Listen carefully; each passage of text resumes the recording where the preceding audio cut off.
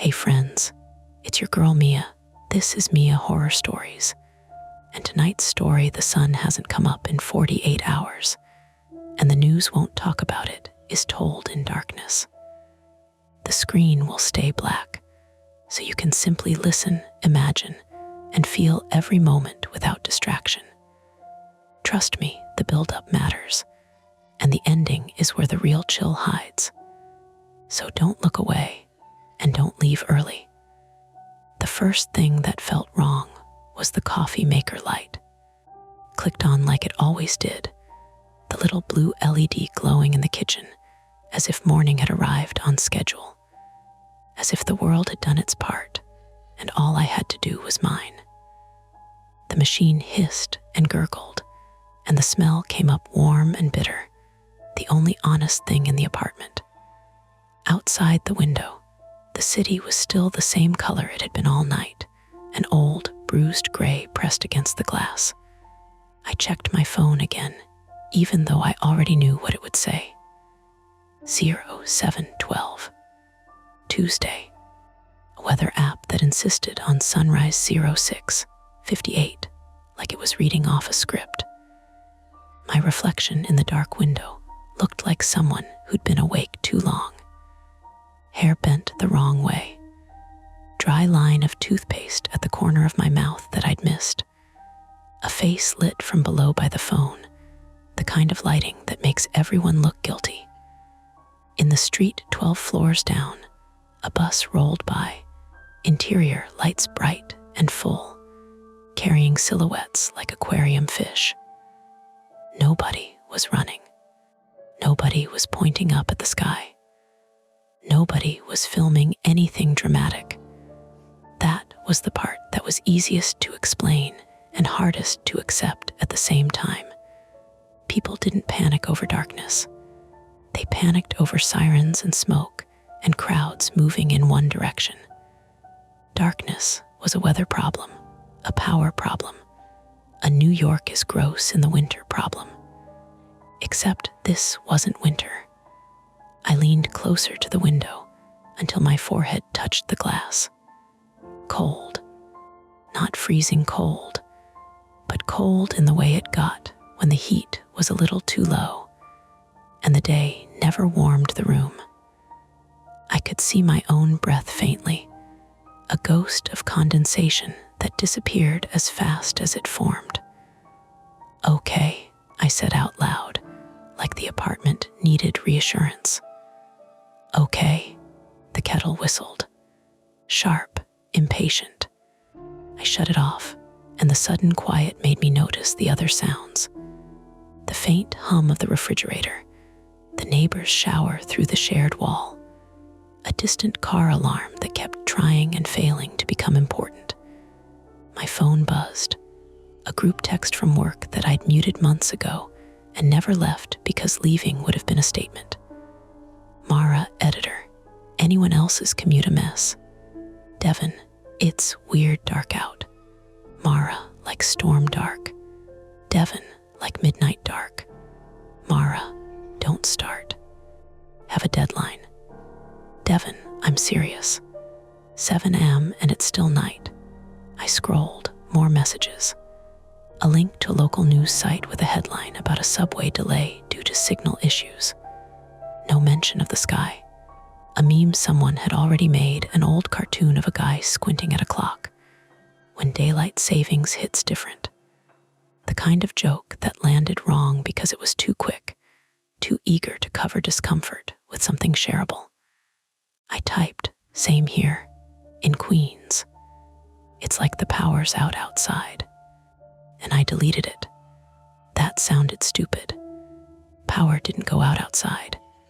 Power went out in buildings. I sent, yep, still dark. A minute later, my screen lit up with a call. Dylan Park, 33, male, my downstairs neighbor, was the kind of person who knocked on your door to ask if you'd smelled gas, then apologized for bothering you while still standing there waiting for you to validate his fear. I liked him in the way you like people who keep the building from falling apart just by noticing things. He had a small dog I'd never seen outside because the dog hated the sidewalk. Dylan wore a lot of fleece. He tried to act like he didn't read comment sections. I answered. Hey, his voice came through tinny and too loud. You up? I'm up. Okay, so this is going to sound I'm not trying to do a thing. But is it? He exhaled right into the mic. Is it still dark for you too? I stared at the window like it might contradict him. Yeah, okay. 'Cause my girlfriend, she's in Boston for a conference, and she texted me that it's dark there too. Like, she sent a picture. It looks like, he paused, probably scrolling. It looks like a blackout, but you can see the streetlights. Like the streetlights are on, so not a blackout. Streetlights are on here, I said, and the fact that I said here made it feel bigger, like I just admitted location in a disaster movie. I called 311, Dylan said. And you know what they told me? What? He laughed, but it didn't have humor in it. They said due to high call volume, please check online resources, and then it hung up. Classic, I said. And I'm watching NY1, he went on, words speeding up. They're talking about subway delays and like a mayoral press thing about sanitation. He made a frustrated noise. They're acting like this isn't happening. Maybe it's cloud cover, I said, because my brain wanted the simplest explanation, even as it failed to supply one that actually worked. Like a thick front, like smoke. There's no smell, Dylan said quickly. And the weather app says clear. Clear. My coffee sat cooling on the counter, a dark pool. I'd forgotten to drink it. Want me to come down? I asked. It came out automatic, a neighbor reflex. The kind of thing you say to make yourself feel useful. There was a small pause, and I imagined him in his kitchen, still in socks, holding his phone like it might bite him. Would you? He said, quieter. Could you come down for a second? I don't want to be dramatic, but I also don't want to be alone being not dramatic. I'll be right there, I said. I grabbed my keys, my phone, and without thinking, my flashlight. A little black cylinder I kept in a drawer because my dad had spent my entire childhood telling me the grid was fragile, and I'd thanked him with eye rolls. The flashlight felt ridiculous in my hand, like I was pretending at camping. Then I looked at my kitchen window one more time, and it felt less ridiculous. The hallway outside my apartment was lit in that tired, yellow way it always was, a single strip of fluorescent buzzing faintly. I locked my door, tugged on it twice, because I did that when I was anxious, and anxiety had been my baseline for long enough that it came with rituals. The elevator was out. Not the building power, lights were on. The little camera above the mailboxes still had its red dot. Just the elevator. A handwritten sign taped to the metal door said out of service. Sorry. The handwriting looked rushed, the marker strokes thick like someone had been pressing hard. The stairs smelled like wet concrete and old cooking oil. On the 7th floor landing, someone's door was open a crack, and a woman's voice drifted out in Spanish, fast and sharp, as if arguing with a customer service agent who was still pretending to have options. I got to the lobby, and the glass doors showed me the street up close. Darkness isn't one thing. It's layers. It's what happens when your eyes try to find depth, and there's nothing for them to grip. The streetlights and storefront signs carved out little islands of color. And then everything beyond that was swallowed into a matte black that didn't reflect like night usually did. The sky was wrong, too. Not cloudy, not storm thick, just blank, like someone had put a lid on the world. Dylan was standing just inside the vestibule, jacket on, hair wet like he'd run his hands through it too many times. Dylan Park, 33, male, looked like he'd aged 5 years since last week when I'd passed him in the hallway, and he'd asked if my sink was still making noise. He saw me and let out a breath. "Thank you. What's going on with the elevator?" I asked first, because my brain clung to the small, solvable issue.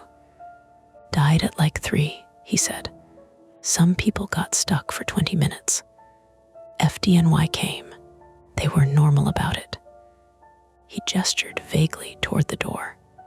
But this, he pushed the door open, and cold air came in, carrying a smell like damp asphalt and faintly metallic, the way the city smelled before rain, even when it wasn't raining. Outside, a man in a reflective vest was dragging orange cones out of the back of a van, setting them around a shallow crater in the road like it mattered. Cars moved slowly with headlights on, beams cutting through the gloom. A woman walked by with a toddler in a stroller, the kid holding a glowing tablet as if it were a lantern. The toddler's face was blue from the screen. "People are acting like it's normal," Dylan said, voice low. "It's not normal." "I know," I said. A horn blared and then stopped. Someone laughed down the block. Somewhere, music played quietly, bass thumping, as if the world hadn't changed. Dylan lifted his phone and showed me a screenshot. His girlfriend's message thread. A photo of Boston streets under streetlights, the sky black at what should have been morning. Under it, her text, "Tell me this is a prank. It's 8:06, and it looks like 2 a.m. "Okay," I said again. My mouth loved that word today. "So it's not just here." "No," he said. "And my mom's in Cleveland. She called me he checked his call log. At 6:20, crying. She said she couldn't find the son, and the TV was talking about a traffic accident like everything was fine." I swallowed. My throat felt dry, like I'd slept with my mouth open, even though I hadn't slept. "Maybe it's a satellite thing," I offered, and immediately knew that made no sense. Satellites didn't control sunrise, but my brain kept tossing explanations at the wall like it was trying to build a ladder out of them. Or smoke from wildfires, like Canada again. "Then why isn't anyone talking about it?" Dylan snapped, then softened right away. "Sorry. Why isn't anyone talking about it?" As if summoned, the lobby door opened behind us. Nina Alvarez, 29, female, our super, came out with a ring of keys and a tool bag slung over one shoulder. She wore a beanie with the logo of a plumbing supply company and had the tired eyes of someone who never got to have a normal day because other people's normal days were built on her labor. She was chewing gum hard, jaw tense. "You too," Nina said, like she'd been looking for us. "Are you going to work?" Dylan blinked. Yeah. Nina jerked her chin at the street. "Don't. Or do, I don't care. But if you leave, take the stairs. Elevator's dead, and Con Ed is giving me the runaround." "Con Ed," I repeated. She pointed up with the keys. "Whole block S doing weird load stuff. Not an outage, not exactly. Like the voltage is fluctuating. I got 3 calls about flickering lights, and the security camera system reset twice on its own." Dylan's eyes widened. Because of he gestured at the sky like it might sue him. Nina followed his gesture, and her face did something subtle. She didn't gasp. She didn't do the dramatic horror movie thing. She just stopped chewing for a second. "Jesus," she said quietly, like it was an inconvenience that had decided to become existential. "You've seen news?" Dylan asked. "Anything official?" Nina's gum started again. "News is talking about the Knicks. and some bullshit about potholes. She lifted her phone and flicked through. I'm getting 100 texts from my family. My cousin in Jersey says it's dark there. My aunt in Madrid, she paused. She says it's normal there, it's daytime. That hit me harder than it should have, because my brain had been trying to make this local. A storm, a grid thing, a weird regional weather event. Madrid being fine was weirdly worse. It gave the darkness edges. It implied it wasn't just the planet doing something. Okay, Dylan said, voice cracking. So it's like here, like not everywhere. Nina gave him a look. Here where? The East Coast, the US. I don't know, I'm not a scientist. I'm trying to keep the elevator from killing someone. A siren whooped in the distance and then faded. Not a constant wail, just a single pass-by, ordinary. I realized I'd been gripping my flashlight in my pocket so hard it hurt.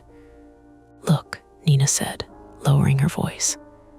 I'm going to the basement to check the panel again. If you guys are going to stand out here and spiral, at least do it inside. The lobby's warmer. Dylan looked at me. We should call someone, like 911. For what? I asked, and then hated how calm it sounded. The question was honest. I could imagine the dispatcher. Sir, ma'am, what is your emergency? And Dylan trying to explain the absence of the sun like it was a stolen bike. Nina snorted. Don't call 911 because the sky is weird. Dylan's cheeks flushed. I'm not saying the sky is weird. I'm saying it's dark, I said. It's been dark. He stared at me, like he needed me to say the number out loud so it would be real. I checked my phone again and scrolled back through my own messages, my call history, the photos I'd taken without remembering. There it was, a picture from Sunday morning, 7:04 a.m., my window full of the same dark. Another from Sunday afternoon, 2:17 p.m., dark again, streetlights on. I'd taken them to show someone, then hadn't, because I told myself it was a temporary thing, a weird day, not worth becoming the person who overreacted. My voice caught. I cleared my throat. It hasn't come up in 48 hours. Dylan made a sound, half laugh, half joke. No, it's been Sunday morning, I said. I thought it was, I don't know. I thought my sleep schedule was messed up. I thought the clock was wrong. I thought I stopped before I said the private part. I thought I was losing it. That was the flaw I never spoke aloud. My fear wasn't darkness. It wasn't disasters. It was my own perception. The quiet dread that one day my brain would decide reality was optional, and I'd have no way to prove otherwise. My mom had called it getting stuck in your head. My therapist had called it catastrophizing. My dad had called it being dramatic, which was one of the reasons I didn't talk to him much anymore. Nina stared at me. Gum paused again. 48 hours, she repeated, and the way her voice flattened made it worse. Dylan's hands were shaking now, just a little. He shoved them into his jacket pockets like he could hide it. Then, why isn't the news, Nina said, and she finally looked genuinely angry, not just annoyed. Why isn't the news saying anything? We all stood there under the awning, the building's little patch of light spilling out around us, watching the street like it would provide an answer. A delivery guy on an e-bike rolled past with a headlamp strapped over his helmet. It cast a bright oval on the pavement, bouncing as he went. He slowed near us, looked up at the sky, and then this was the detail that stayed with me. He shrugged, like a person shrugging at a delayed train. Like inconvenience was a muscle memory. Yo, Dylan called after him, voice too loud. Hey, doesn't this freak you out? The guy glanced back. What? The dark? Bro, I'm just trying to make rent. He pedaled on, light bobbing away. Nina let out a short, humorless laugh. There you go, that's your answer. My phone vibrated again. A notification from an emergency alert app I'd downloaded years ago and forgotten about. My stomach tightened, but it wasn't a government alert. It was a push notification from a big national news outlet. Live, City Council debates sanitation budget amid transit delays. I stared at it, then at the sky. Are you getting anything? Dylan asked, hovering close like he could see my screen by proximity. Nothing, I said, just normal headlines. Nina's phone chimed. She checked it, eyes narrowing. My group chat's going nuts. People are talking about going to. She stopped herself and glanced up toward the building, toward the dark windows above. Look, I'm not saying anything, but if this is real and nobody's talking about it, that means either they don't know, or they do and they don't want to panic. Dylan swallowed. So what do we do? A car rolled to a stop at the curb. The driver leaned out, a middle-aged guy with a Mets cap, looking irritated. You guys know if the BQE is backed up because of an accident or because the world ended, he called, like it was a joke he'd already told 3 times today. Nina stared at him. Try the app, she said, and the guy snorted and drove off. I could feel my heartbeat in my throat now, the way it felt right before a big presentation at work. Fight or flight with nowhere to go. Okay, Dylan said, voice smaller. Okay, we should meet up with other people. Like not just us. We should go somewhere with information. What, like City Hall? Nina said. Like a hospital, he shot back, then immediately softened again. Or, I don't know, the precinct. Somewhere official. Official, that word had weight. Official meant answers. Official meant someone else was responsible. But official also meant crowds. It meant security lines. It meant being told to wait. It meant being trapped in a building with strangers under fluorescent lights while your phone battery drained. I thought of my apartment upstairs. A door I could lock. A window I could watch. A pantry with canned soup I'd bought during a different panic and never used. The flashlight in my pocket. The simple comfort of being alone with my fear. And I thought of being alone when the next thing happened. Nina hitched her tool bag higher on her shoulder. I'm going to the basement, she said. If the elevator's dead and the load is weird, I need to make sure nothing catches fire. You two can do whatever, but if you're leaving, leave now. It's only going to get colder. Dylan looked at me again. He was waiting for me to be the sane one, the anchor, the person who would decide what this meant so he didn't have to. My phone buzzed with another message. Not from work. A number I didn't recognize. No contact name, just a string of digits. Unknown. Don't go outside after 8.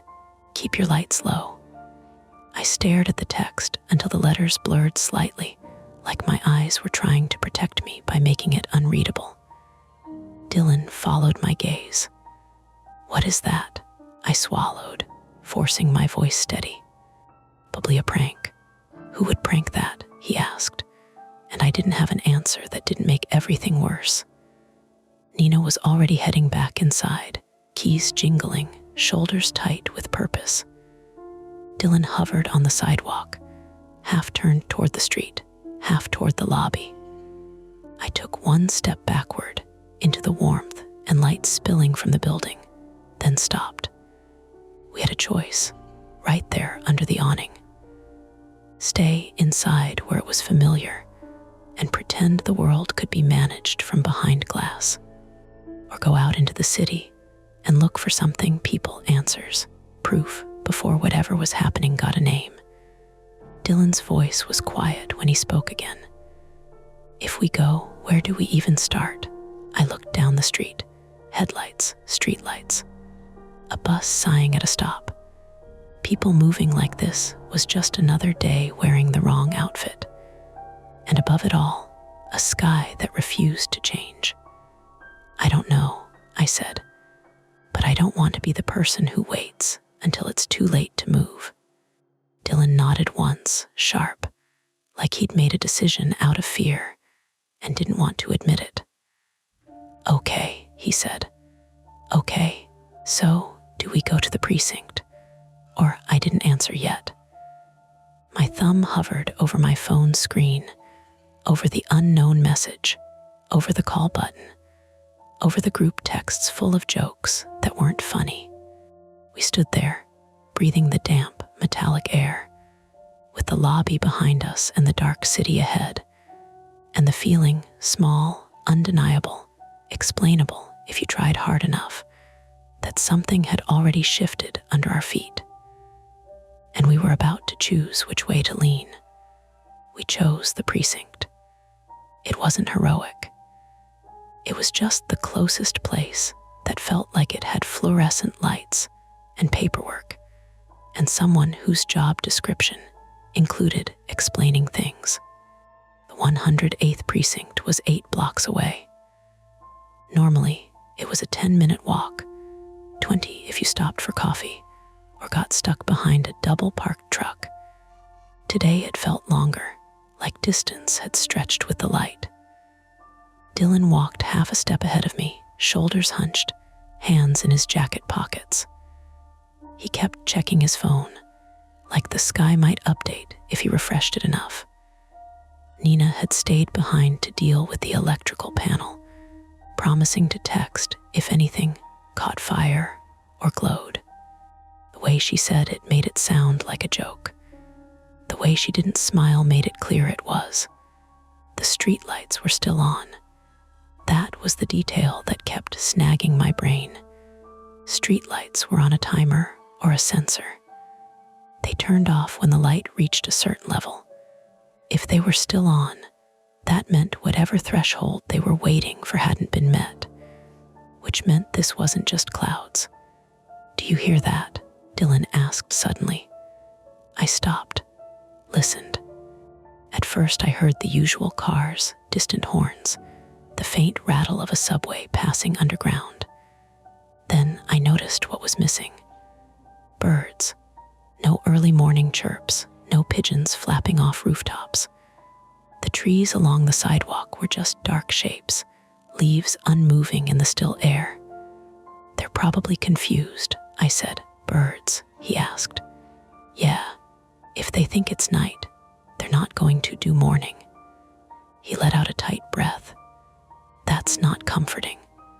We passed a bodega with its fluorescent lights blazing. The owner stood in the doorway, arms crossed over his chest, looking up at the sky like he expected it to answer him directly. Inside, the coffee machine steamed. A small TV mounted above the cigarette display played a morning talk show. 2 hosts laughed about a celebrity divorce. I slowed, drawn by the normalcy of it. "Hey," Dylan called to the owner. "You heard anything?" The man shrugged.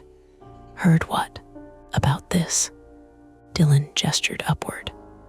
The owner squinted, then gave a half smile. "Clouds, man. New York is ugly sometimes." But he didn't look convinced. His eyes flicked back to the TV, like he was waiting for it to contradict him. We kept walking. My phone buzzed again. The unknown number. Unknown. After 8 p.m. Not a.m. Stay inside. I stopped so abruptly, Dylan almost ran into me. "What?" he said. I turned the screen toward him. His face drained a little.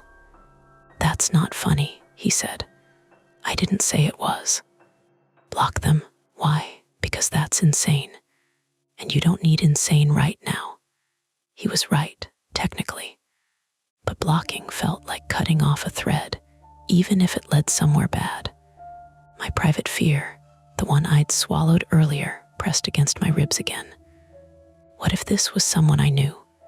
What if it was some kind of citywide alert being sent through unofficial channels? What if I blocked it and missed the only real warning we were going to get? I'm not blocking it, I said. Dylan stared at me. You don't even know who it is. Exactly. He made a frustrated sound and resumed walking. This is how people end up in documentaries. By reading texts. By ignoring obvious red flags. We turned onto 21st Street. A line had formed outside a bank ATM. Not long. Maybe 6 people. They stood too close together, faces lit by the screen as they checked balances or withdrew cash. That was new. People didn't line up for ATMs at 7:30 in the morning unless something had shifted. See that? Dylan murmured. Yeah, why cash? In case cards stop working, I said automatically, and hated how prepared that answer sounded. He shot me a look. You think cards are going to stop working? I don't know what I think, I snapped, then immediately regretted it. Sorry. If the load is fluctuating like Nina said, if there's some kind of grid issue, then why isn't Con Ed saying anything? He cut in. We both fell quiet at that, because that was the part that didn't fit neatly into a technical problem. Power companies loved announcements. They loved updates. They loved blaming storms. The precinct came into view, squat and brick, American flag hanging limp in the still air. The parking lot was half full. A couple of squad cars idled with headlights on. The front doors slid open as we approached. Inside, the lobby was warm and bright, fluorescent lights humming faintly overhead. A metal detector stood unused to the side.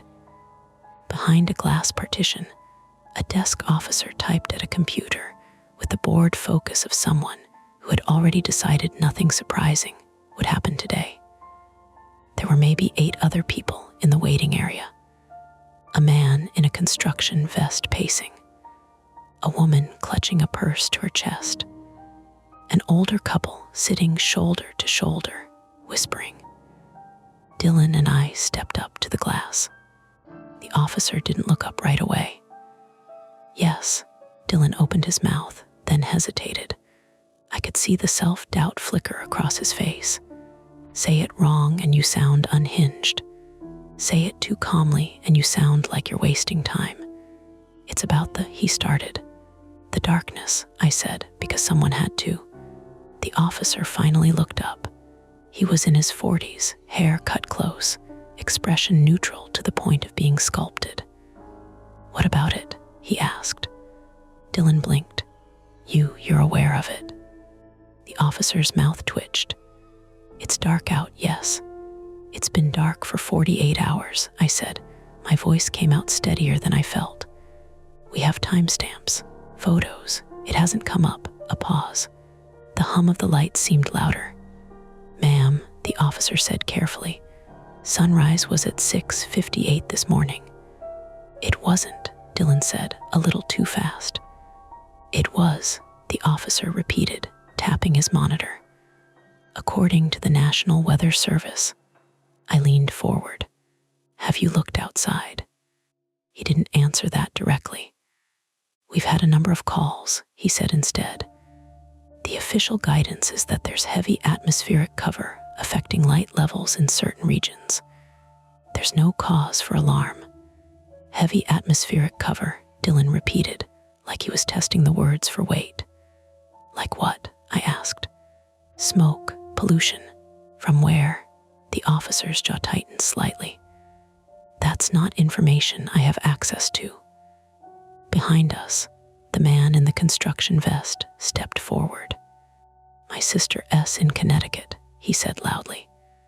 She says it's the same there, and the traffic lights are glitching.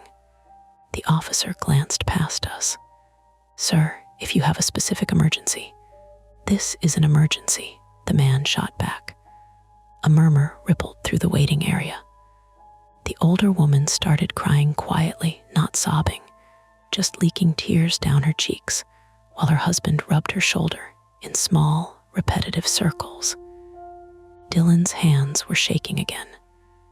I could see it now that we were under bright light. "Look," he said to the officer, lowering his voice. "We're not trying to cause anything. We just want to know if there's like a curfew or something we should be doing."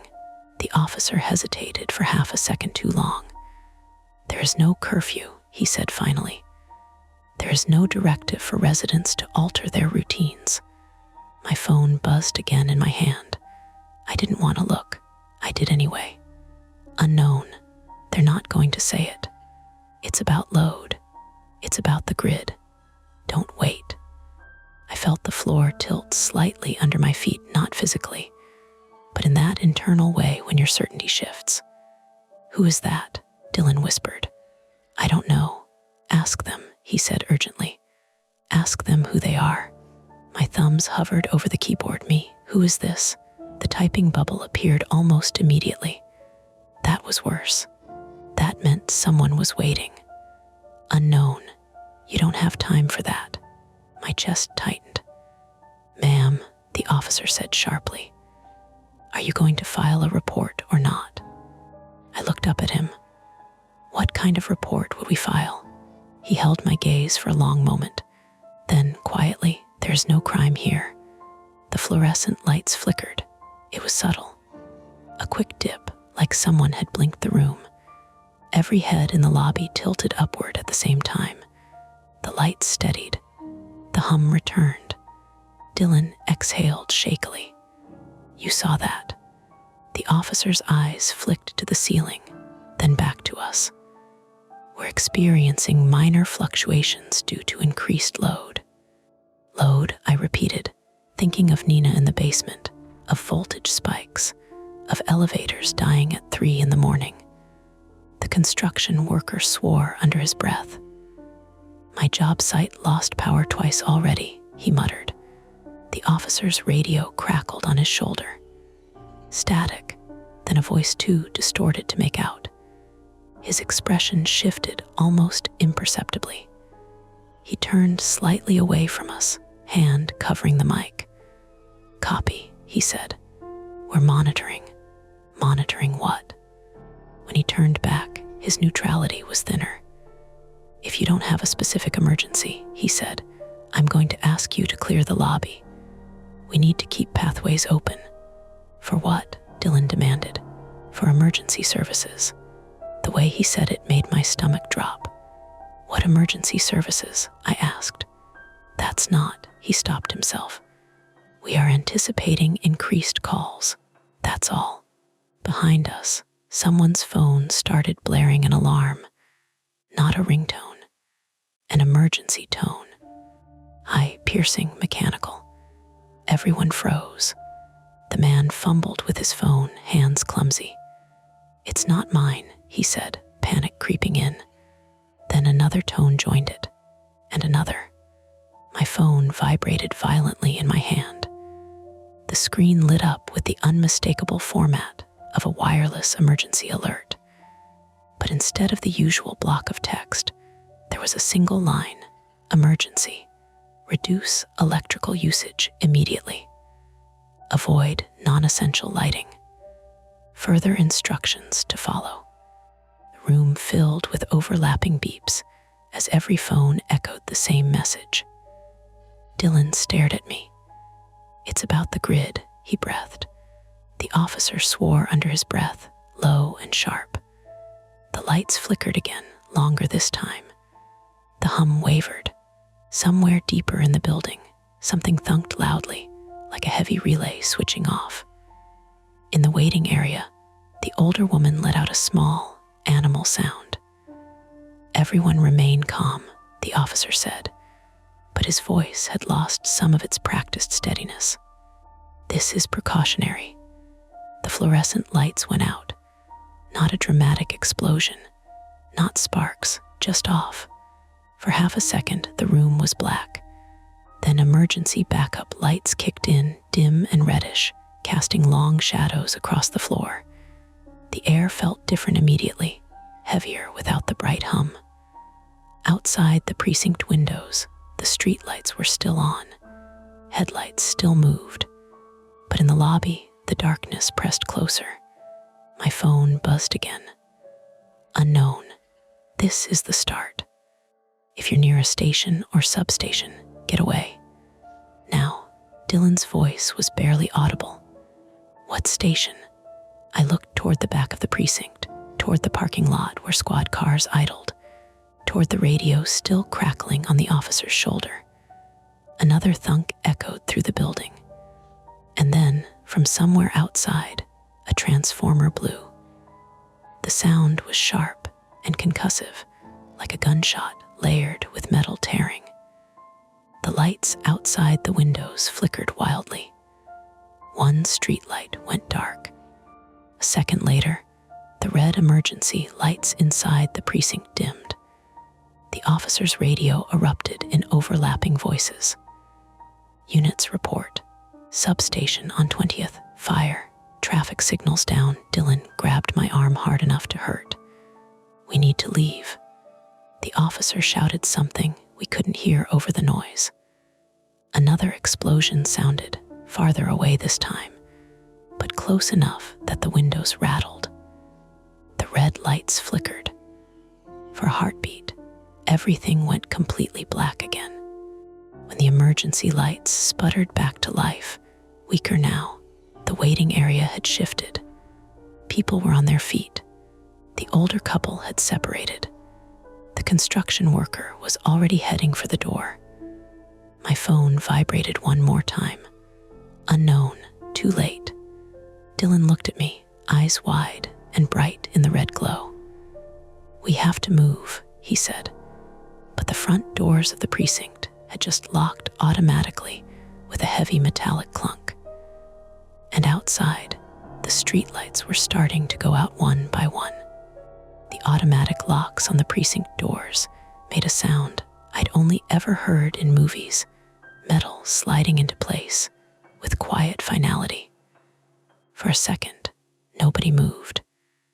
Then the room fractured into motion. Open it, the construction worker shouted, already at the glass, rattling the handle. The older man from the couple stood stiffly beside him, staring through the window like he could will it to unlock. Outside, 21st Street was still visible under the remaining streetlights, but there were fewer of them now. Every 30 seconds or so, one blinked out with a faint pop, like someone blowing out candles along the block. The desk officer vaulted out from behind the partition. Up close, he looked younger, more human. Sweat had already gathered at his hairline. Everybody back from the doors, he barked. They lock automatically when the grid drops. They'll release when backup stabilizes. When? Dylan demanded. The officer didn't answer. The red emergency lights overhead flickered weakly. The hum was gone. Without it, the building felt hollow. Every shuffle of a shoe, every breath, sounded too loud.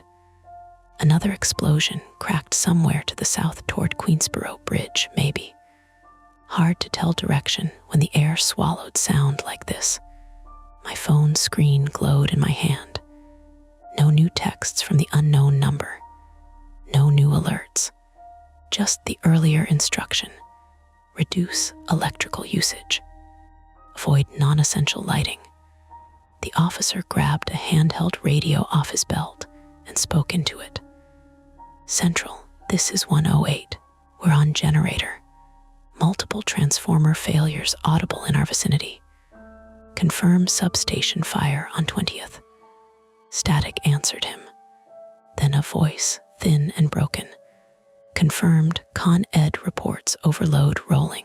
The signal cut. Dylan's grip tightened around my arm again. His nails dug through my jacket. This is the grid collapsing, he said, barely breathing. This is it. Stop, I said, more sharply than I meant to. It's not collapsing. It's cascading. That's worse, he snapped. Behind us, someone started banging on the glass from inside.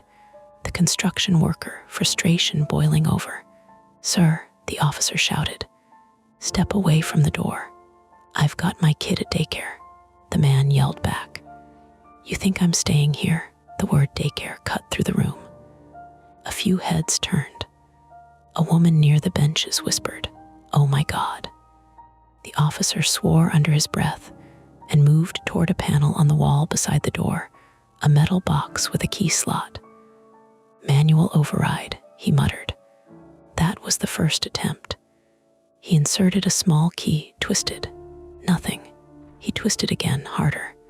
The box sparked faintly. A sharp, metallic snap. He yanked his hand back. Jesus. He shook his fingers, face pinched. Systems fried. "So we're locked in," Dylan said. "For now," the officer replied. "Until generator stabilizes or central releases." Another streetlight outside died. Through the glass, I could see traffic slowing. Without signals, the intersection at 43rd Avenue was turning into a slow, confused knot of headlights. A bus sat angled halfway into the crosswalk, its interior lights flickering.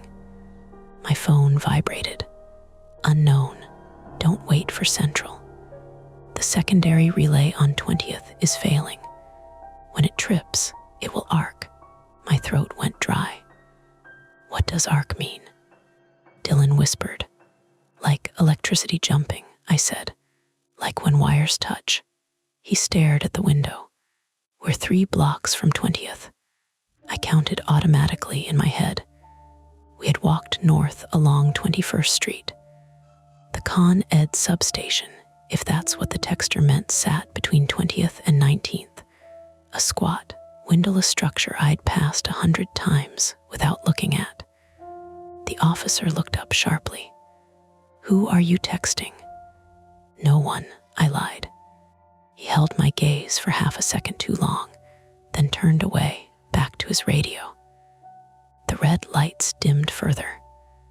A low mechanical groan vibrated through the building, generator strain. "We need to reduce load," the officer said, more to himself than to us. He started moving down the hall, flipping switches. The emergency lights over the benches cut out, leaving only the dimmest ones near the entrance. The room darkened another shade. Outside, someone screamed. Not a horror movie scream. A startled human one, followed by a car horn laying on continuously. Everyone in the lobby surged toward the glass despite the officer's earlier order. I pressed between Dylan and the construction worker and looked.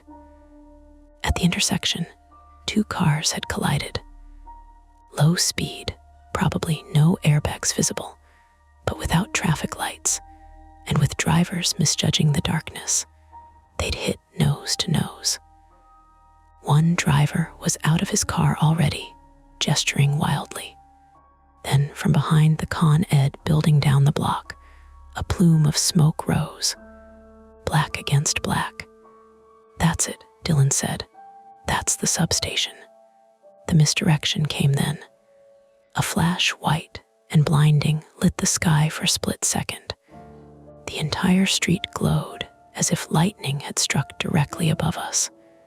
People inside the precinct ducked instinctively. Someone screamed again. I felt the heat on my face through the glass. The sound arrived, delayed by a fraction of a second, a crackling boom that rattled the windows hard enough to make them buzz in their frames. For one impossible heartbeat, I thought, the sky is breaking. But as my eyes adjusted, I saw it. Not the sky, the plume of smoke.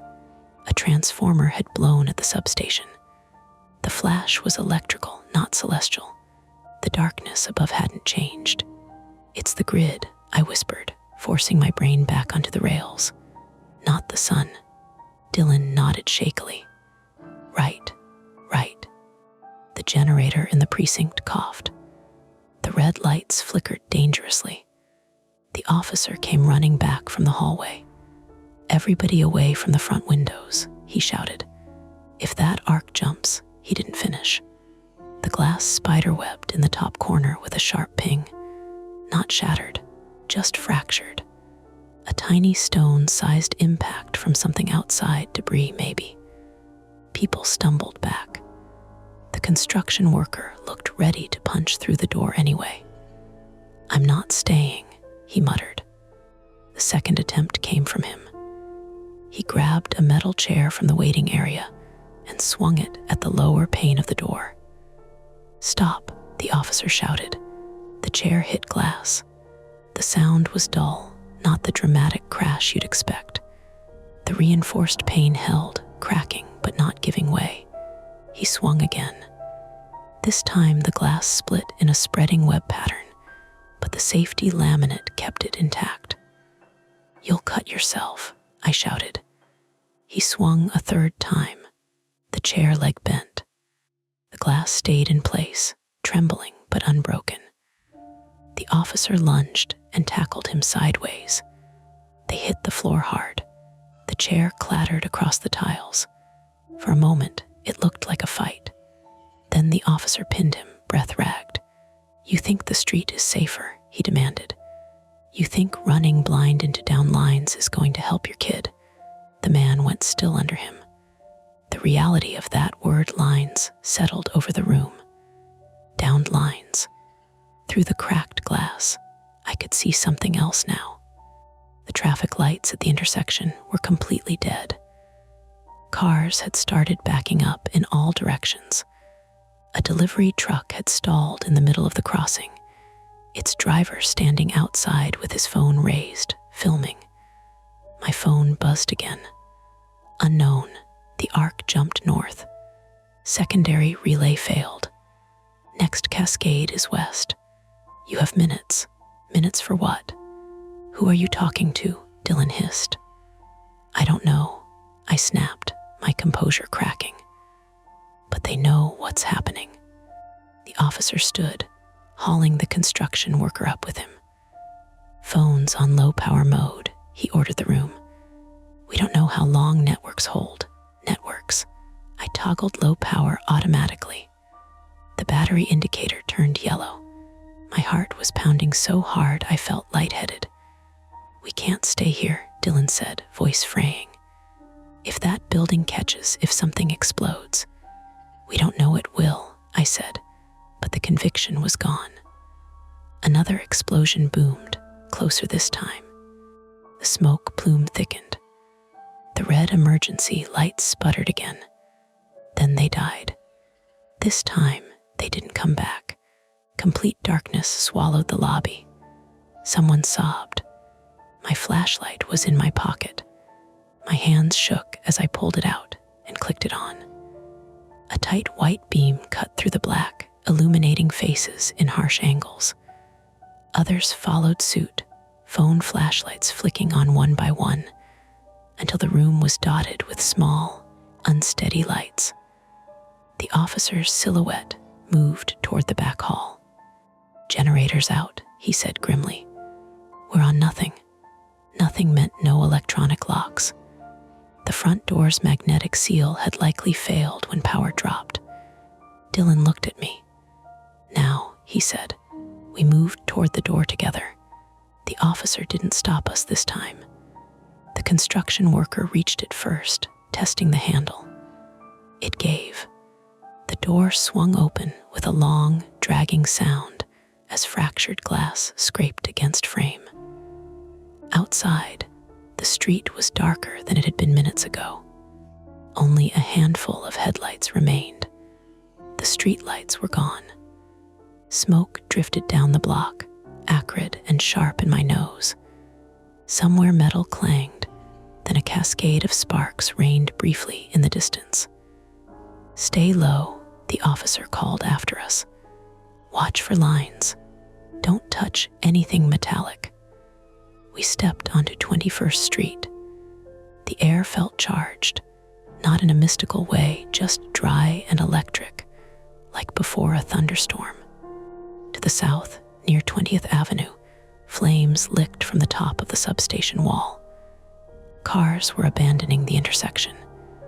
Drivers were turning around, mounting curbs, doing anything to get away. A loud crack split the air again, and then, as if on cue, The remaining headlights in the distance blinked out. The grid went black. No hum, no streetlights, no traffic signals, just engines dying and people shouting. Dylan grabbed my sleeve. "We have to get back to your building," he said. "Nina's there." He was right. The building was 3 blocks north, but between us and it lay the substation on 20th and whatever was happening there. Another text vibrated in my hand. "Unknown. It's not just Queens. It's Manhattan next. If you have a basement, use it. Avoid windows after dark." After dark. It was already dark. I looked up at the sky again, as if it might have changed during the chaos. It hadn't. But now, without any artificial light to compete, the darkness felt deeper. Absolute. Behind us, inside the precinct, someone screamed again. Ahead of us, near the substation, a line of blue sparks crawled along what looked like a sagging power line stretched across the street. It snapped.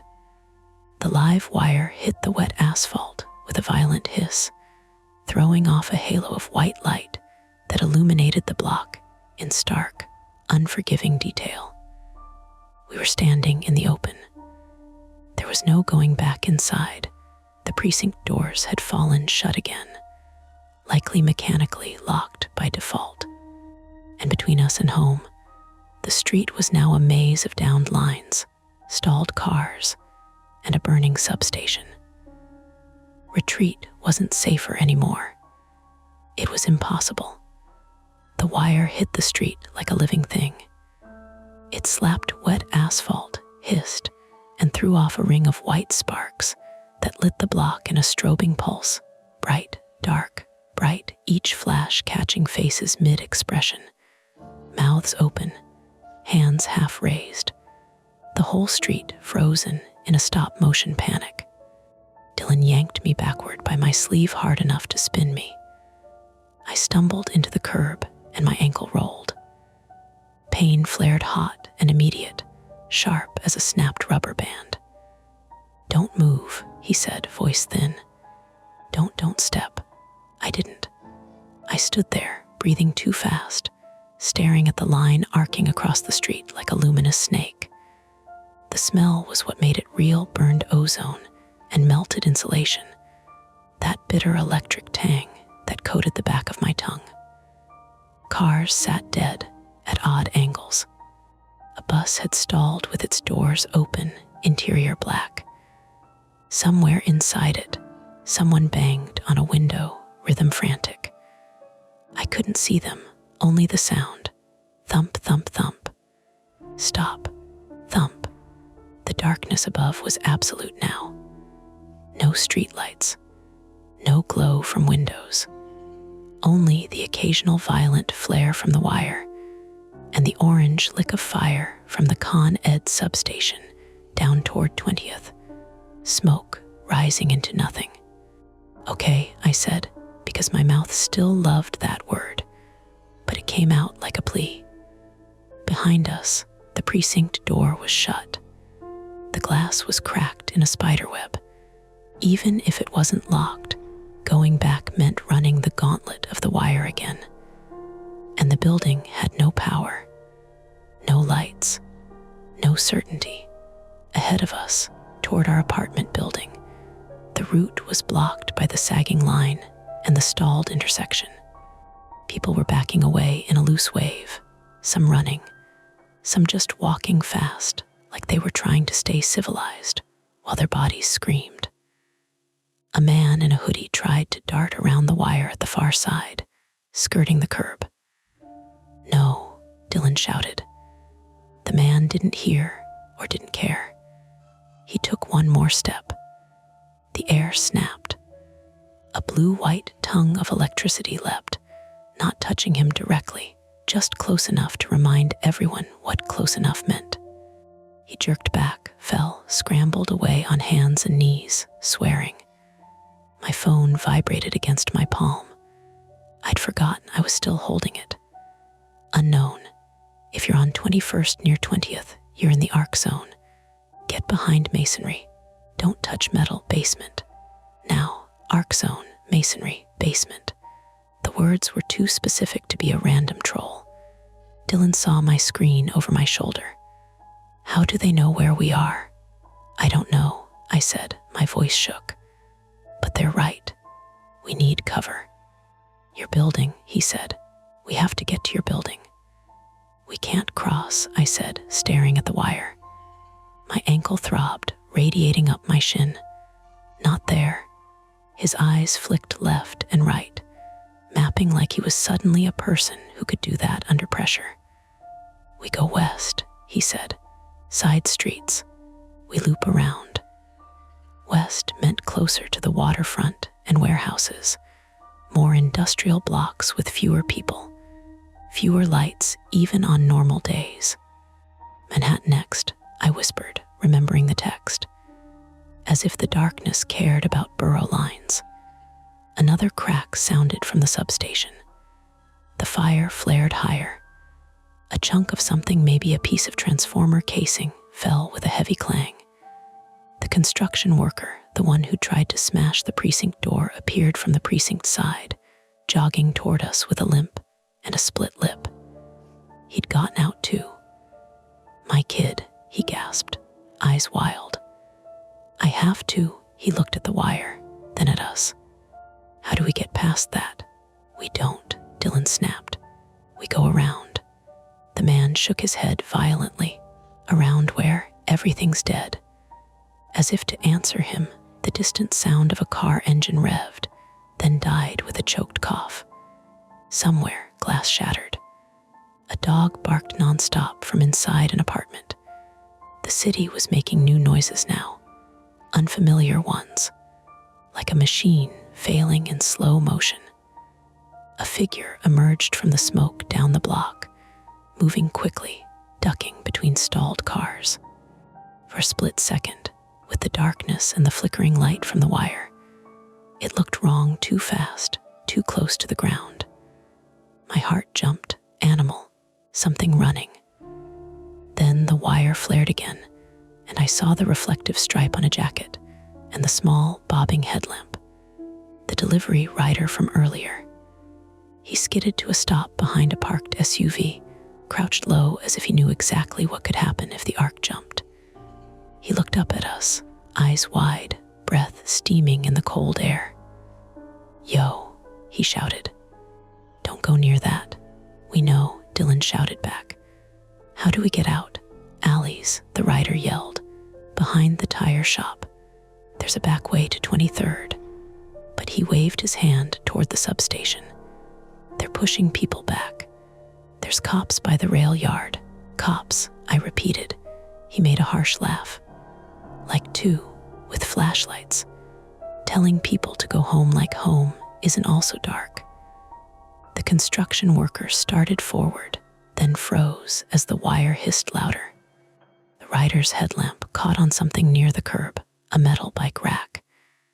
He shifted away from it instinctively, like he'd learned the rule already. Don't touch metal when the air is angry.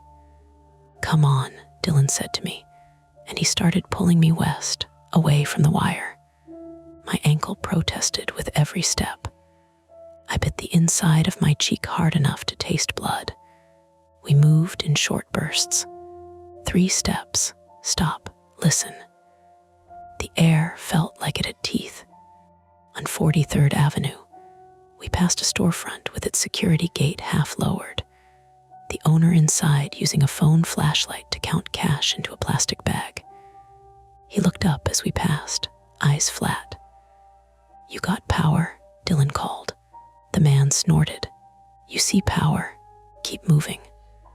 The delivery rider followed, pushing his e-bike rather than riding it, tires crunching over debris. The construction worker stayed close behind us, breathing ragged. We cut behind a tire shop on 21st Avenue. The alley was narrower than I remembered alleys being, lined with dumpsters and the sour smell of old grease. With no streetlights, it was almost completely black. Our phone flashlights became the only way forward, thin cones of light catching puddles, scattered trash, a rat that froze in the beam and then disappeared under a dumpster. The misdirection returned here, sharper, more personal. A shape moved at the far end of the alley. Low, quick. My brain screamed, someone's there. Someone waiting. I stopped. Dylan bumped into me. What? I pointed, unable to form words. The shape moved again, and in the flashlight beam I saw it, just a stray cat, skinny and tense, hauling something in its mouth. A strip of plastic, maybe. It vanished through a gap in a fence, leaving only the sound of its claws on concrete. I exhaled so hard my chest hurt. Dylan let out a shaky laugh that was almost a sob. Jesus. Keep going, the delivery rider said, voice rough. Your head's gonna make it worse. He was right. My head was already trying to fill the darkness with threats that weren't there. That had always been my flaw. The way my brain grabbed uncertainty and shaped it into catastrophe. Now uncertainty was everywhere. We emerged onto 23rd Street, and the world widened again, more open, more exposed. To the north, the silhouette of our apartment building was visible, a darker rectangle against the black sky. No windows lit, no lobby glow, nothing. Dylan's face tightened. Nina. We moved faster. My ankle screamed. I couldn't keep up, and Dylan had to slow, frustration flashing across his face like he was angry at my body for being a body. Go, I snapped at him. Go ahead. No, he said. No, I'm not leaving you. That would have been comforting if it didn't also feel like a liability. The construction worker suddenly veered toward a parked car. I can drive, he said, grabbing the handle. The car was dead, of course. Yanked the door open anyway, then slammed it shut when the interior light didn't come on. He hit the steering wheel with his palm. Come on. Cars need power, the rider said, not unkindly. Even if the engine starts, the signals are out. You're gonna hit someone. My kid, the man whispered, voice breaking. Dylan's phone buzzed. He looked, then showed me. A missed call from Jess, his girlfriend, Boston. He tried calling back. No ring, just silence, then a single automated tone and disconnect. Work's going, the rider muttered. Towers are on backup, they'll die. My phone buzzed again, faint, 1% battery. No, still yellow. The text came through anyway. Unknown, your building has a basement. Panel room, if Nina is there, she's trying to isolate load, help her. Use the flashlight. Don't touch the main breaker barehanded. I stopped dead. Dylan stared at my screen. He swallowed. That's our building. The construction worker's eyes darted between us. What is that? Who is that? I don't know, I said, and the words felt thinner each time. But the text said Nina was in the basement, doing exactly what she'd said she'd do. Checking the panel, trying to keep the building from catching fire when the grid surged, trying to isolate load. My stomach turned, because I could see it now. If the substation was burning and lines were down, the remaining parts of the grid would try to reroute. Load would shift. Voltage would spike. Old wiring would heat. Basements would become ovens full of electrical equipment. The building was our shelter. It could also become our trap. We reached the front of our apartment building. The lobby doors were shut. The electronic lock was dead. Someone inside was pounding from the other side, a rhythmic thud like the bus passenger earlier.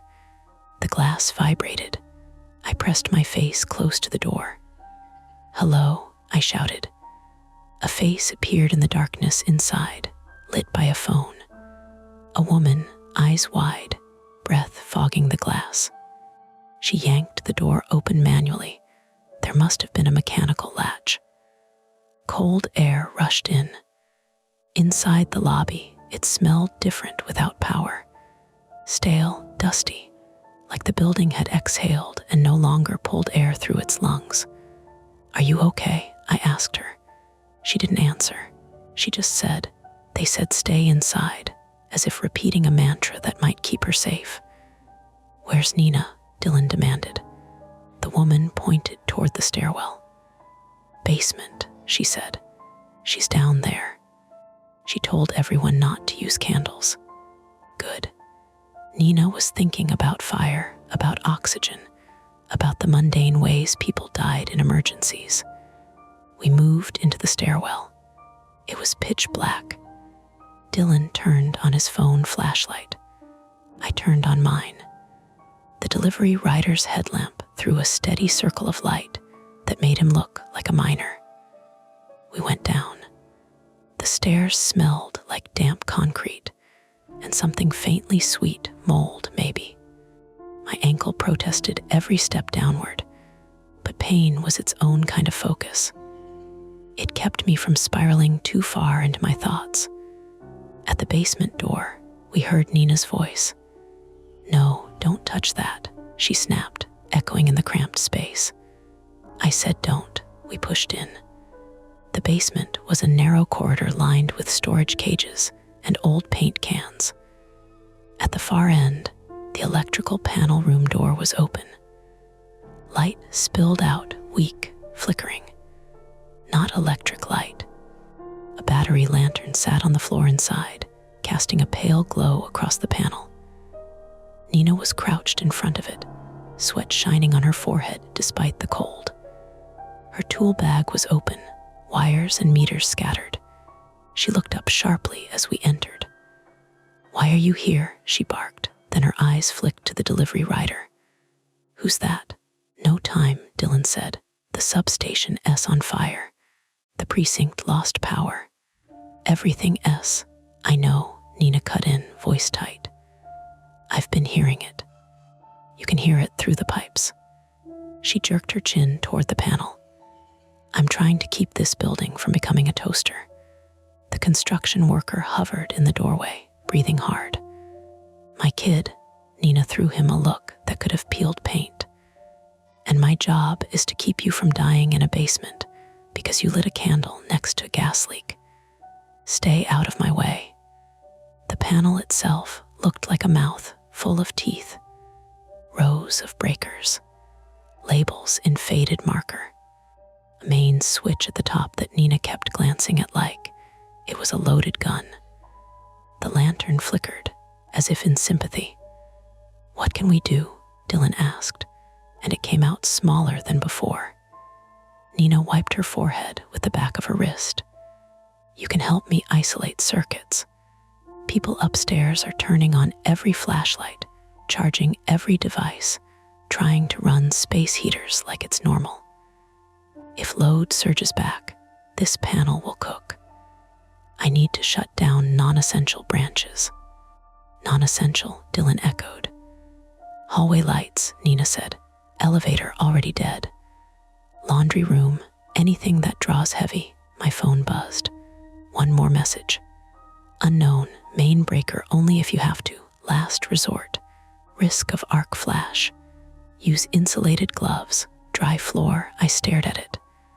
The words made my skin prickle. Nina saw my face. "What?" I showed her the screen before I could talk myself out of it. She read it quickly. Her expression changed, not fear exactly. Recognition, almost. Like someone had just spoken her language. "Who is this?" Dylan demanded again. Nina didn't answer immediately. She looked at my phone, then at me. "Did you post something?" she asked, sharp. "On social media? Did you?" "No," I said. "I haven't told anyone." Nina's jaw worked. Then she exhaled through her nose. "This reads like someone who's done panel work," she said. "Or someone who's watching a feed.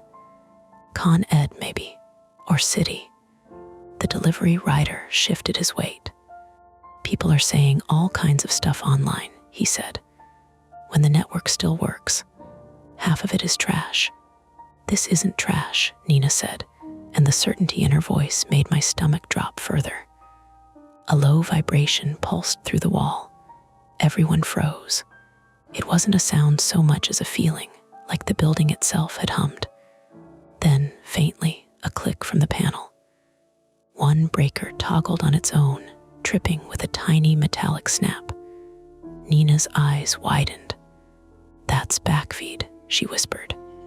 "Backfeed?" Dylan asked. "Power coming from where it shouldn't," she said, voice suddenly calm in a way that scared me more than panic.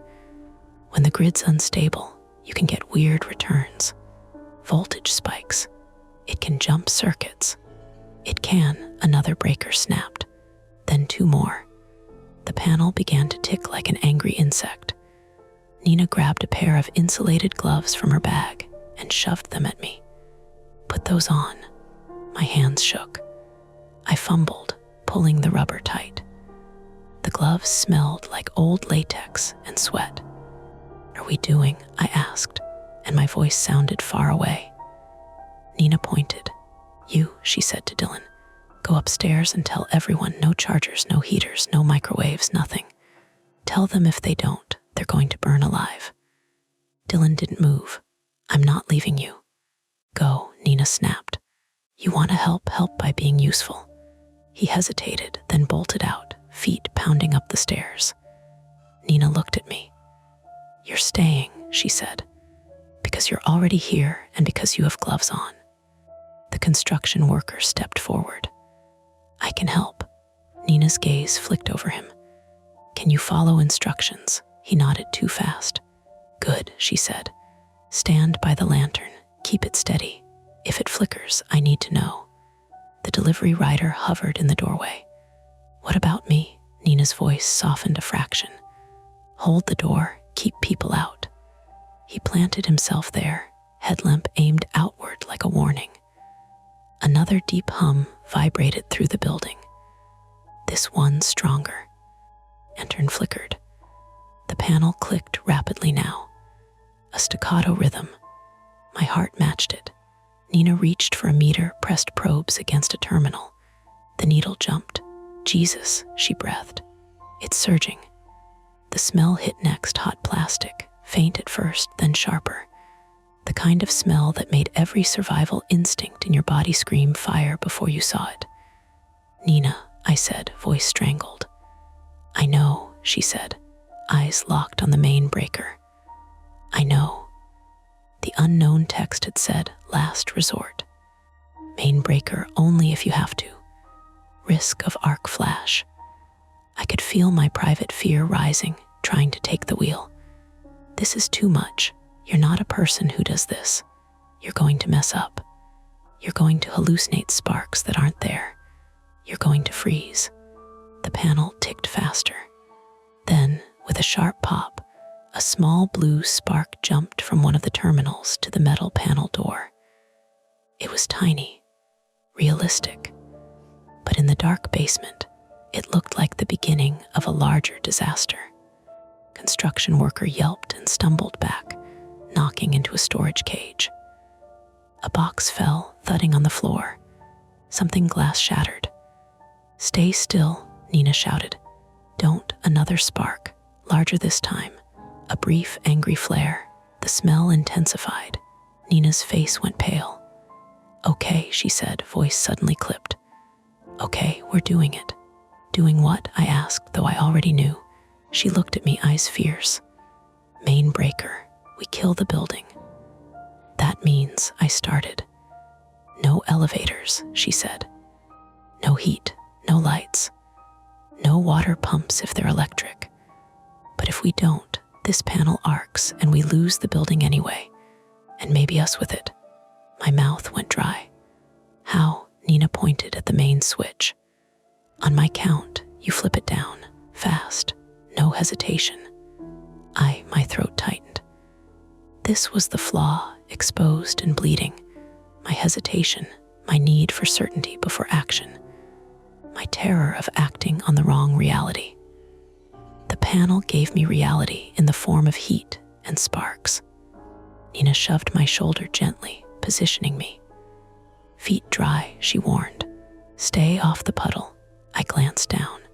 A dark patch on the concrete near the door, water from somewhere, a slow leak.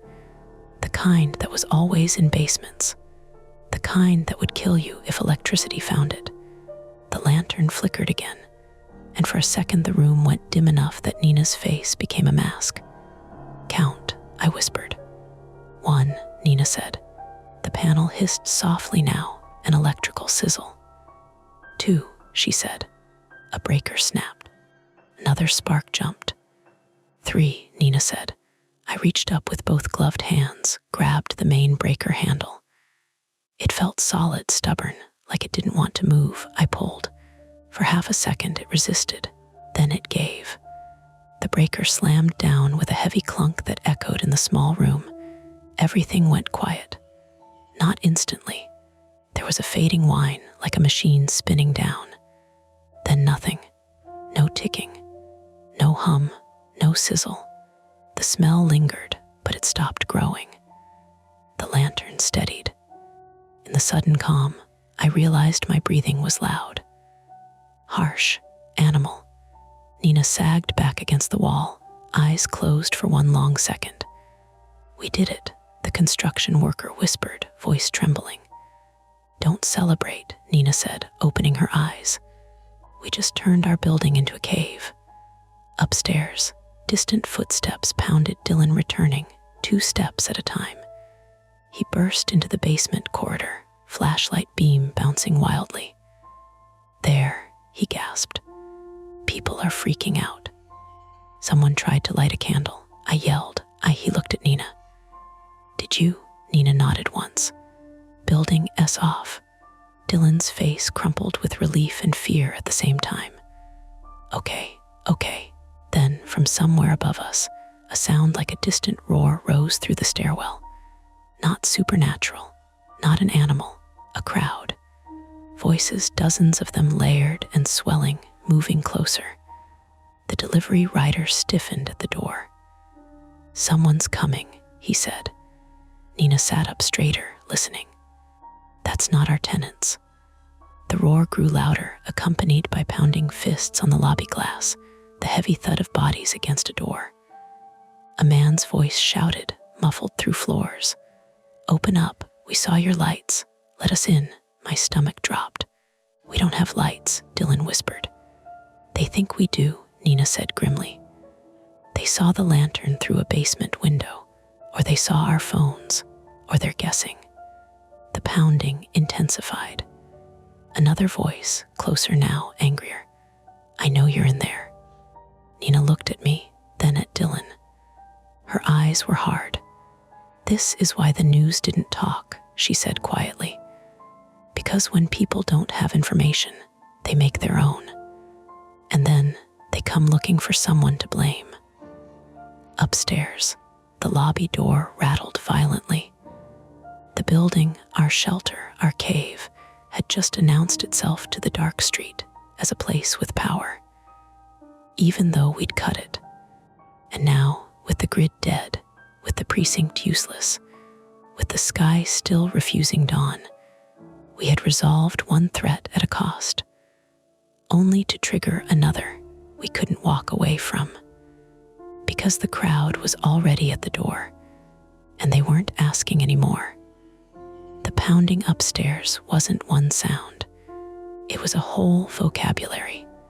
Knuckles on glass, a shoulder into the door, a shoe against metal, and the low, constant murmur of voices stacking on each other, anger and pleading braided together until you couldn't tell which was which. Nina snapped off the lantern. The panel room fell into near black instantly. Our phone lights dimmed to the lowest settings like she'd ordered. The delivery rider angled his headlamp down at the floor and covered it with his palm, turning it into a weak glow that barely reached our shoes. Don't move, Nina whispered. Noise travels. My ankle throbbed in time with my heartbeat. I'd stopped noticing it during the panel surge. Now, with nothing else to do, pain reclaimed its territory. It wasn't just my ankle. It was my whole body, a dull ache from adrenaline wearing off. Upstairs, someone screamed, "Open up." A different voice, female, hoarse, answered, "They cut it. They don't have power." A third voice, closer, "Then why'd we see light?" "We didn't," Nina mouthed to us, furious without sound. "We did."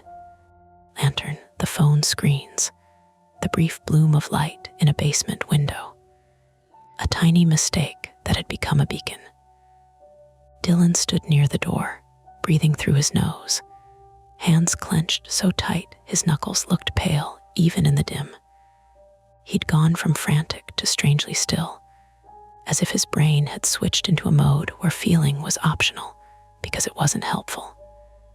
The construction worker, his name still unknown to me, just my kid in human form, paced a small loop in the corridor, whispering to himself, "I just need to get to him.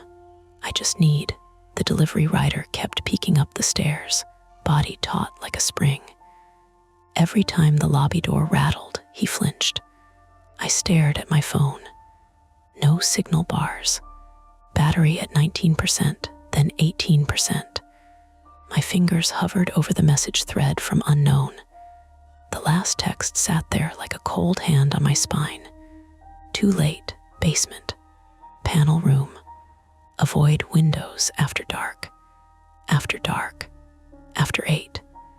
It had never been morning. The pounding upstairs shifted. Less frantic, more organized. Someone started counting. Not loud enough to understand, but rhythmic enough to make my stomach twist. "They're coordinating," Dylan whispered. Nina's jaw flexed. "Of course they are." A sharp crack sounded above us. Not glass. Wood, something splitting under force. Then another. The lobby door wasn't going to hold forever. Nina looked at the panel room like it might offer a second solution. It didn't. The panel was dead.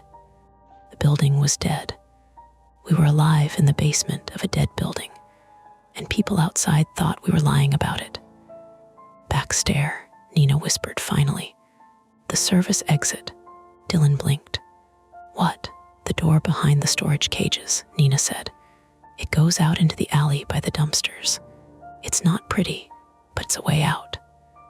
"Out into," Dylan started, then stopped himself, because arguing about where we'd rather be was ridiculous now. The construction worker lunged toward her. "Get me closer to 21st. "No," Nina hissed.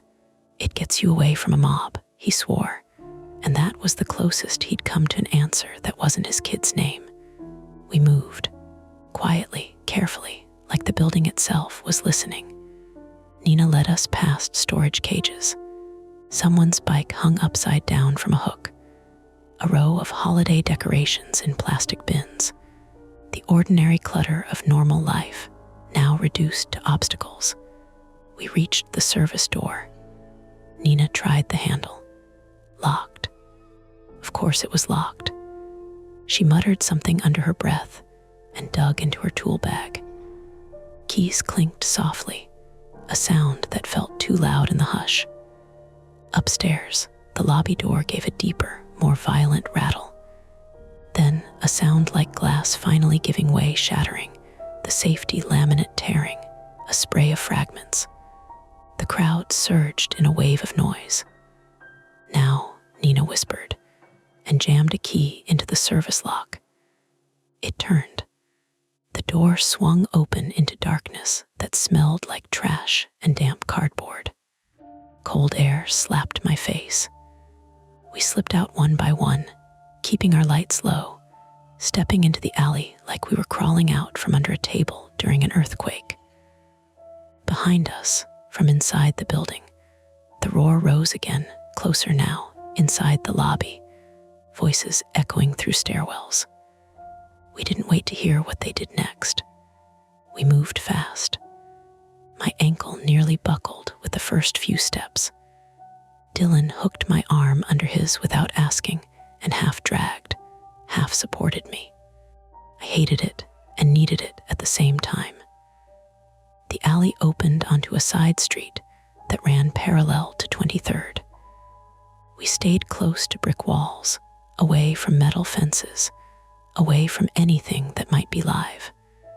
The delivery rider kept glancing up at sagging wires like they were tripwires. The construction worker was a shadow behind us, breathing harshly. 2 blocks later, we saw the glow. Not streetlights, those were gone. Not headlights, most cars were dead now. It was a cluster of bright, steady work lights mounted on tripods. Battery powered, maybe. Generator powered. A pop-up triage point.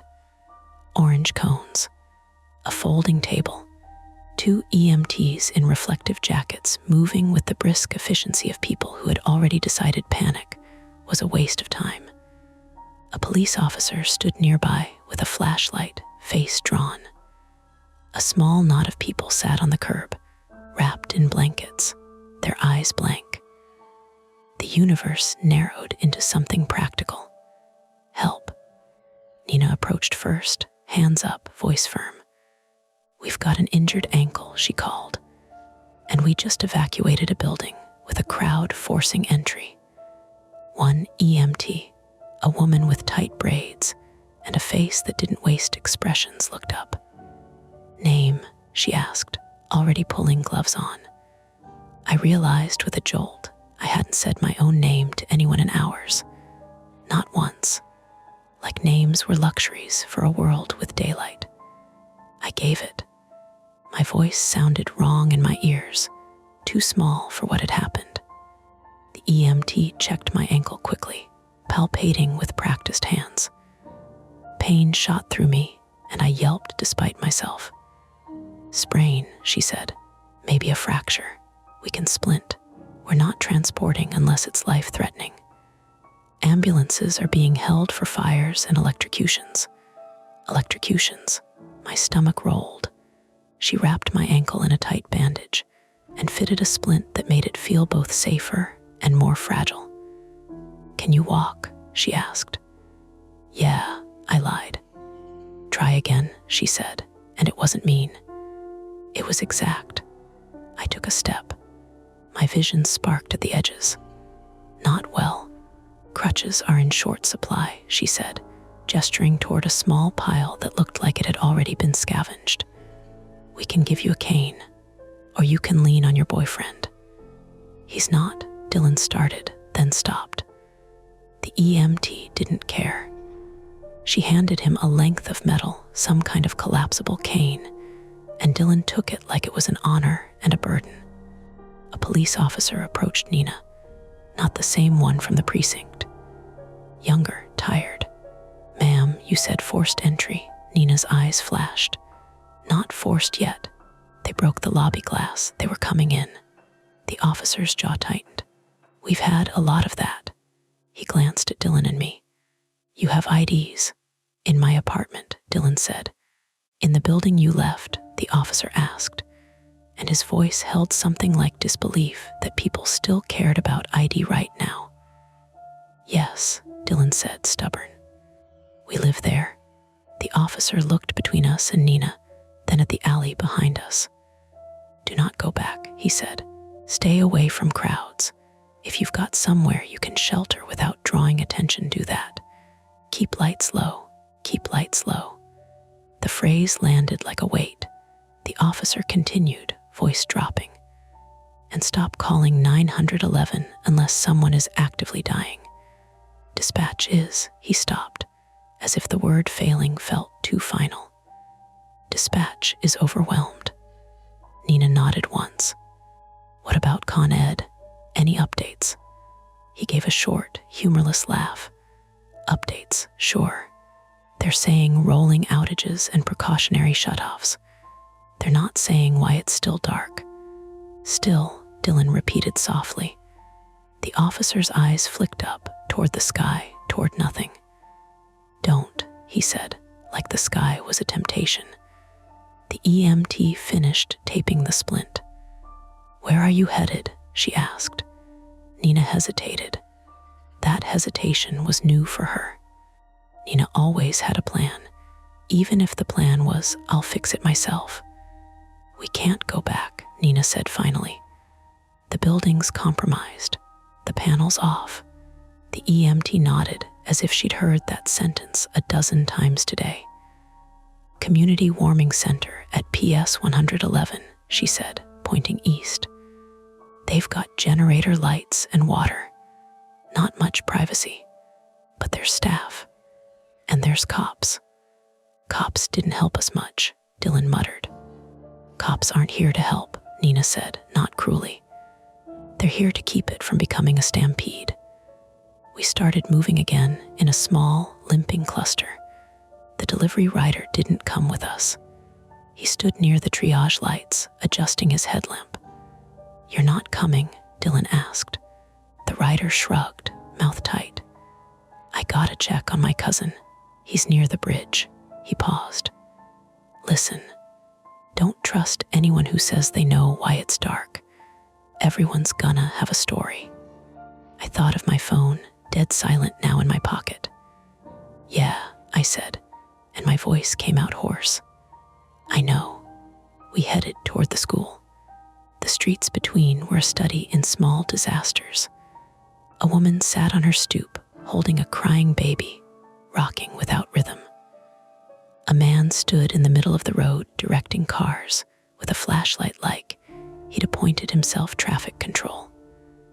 Someone had started a small fire in a metal trash can, trying to warm hands, and the smoke clung low in the dark.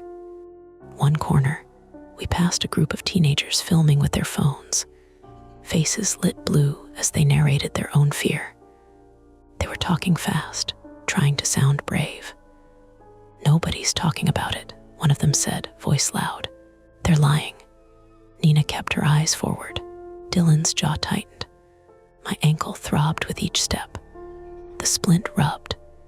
Pain made everything sharper, the smell of smoke, the grit under my shoes, the way the air felt colder without the sun's imagined warmth, even if temperature hadn't changed much. I could feel exhaustion settling in like wet clothes. Not sleepy exhaustion, the kind that turns your thoughts thick and slow. We reached PS 111, a brick school building with a faint halo of light spilling from the doors. A generator thumped somewhere out back, a steady mechanical heartbeat. Inside, the gym had been turned into a shelter. Folding cots lined up like a cheap hotel. A table with bottled water. A whiteboard with handwritten rules. No candles. No cooking. Keep AISLES clear. People sat in clusters, whispering. Some stared at nothing. Some clutched phones that were useless now. A woman in a reflective vest took our names, our address, asked if we'd been exposed to live wires, asked if we had medications. It was procedural, the way the world tried to remain itself by making lists. Nina gave our building address. The woman's pen paused. We have that building flagged, she said quietly. Flagged for what? Dylan asked. The woman's eyes flicked up, cautious. Words of disturbance. A crowd, PD is aware. Nina exhaled sharply. Great, we found a corner by the wall. Nina sat on a cot and immediately started inventorying supplies, water, blanket, her tool bag. She couldn't stop being Nina. It was the only way she could exist in a world where the rules had slipped.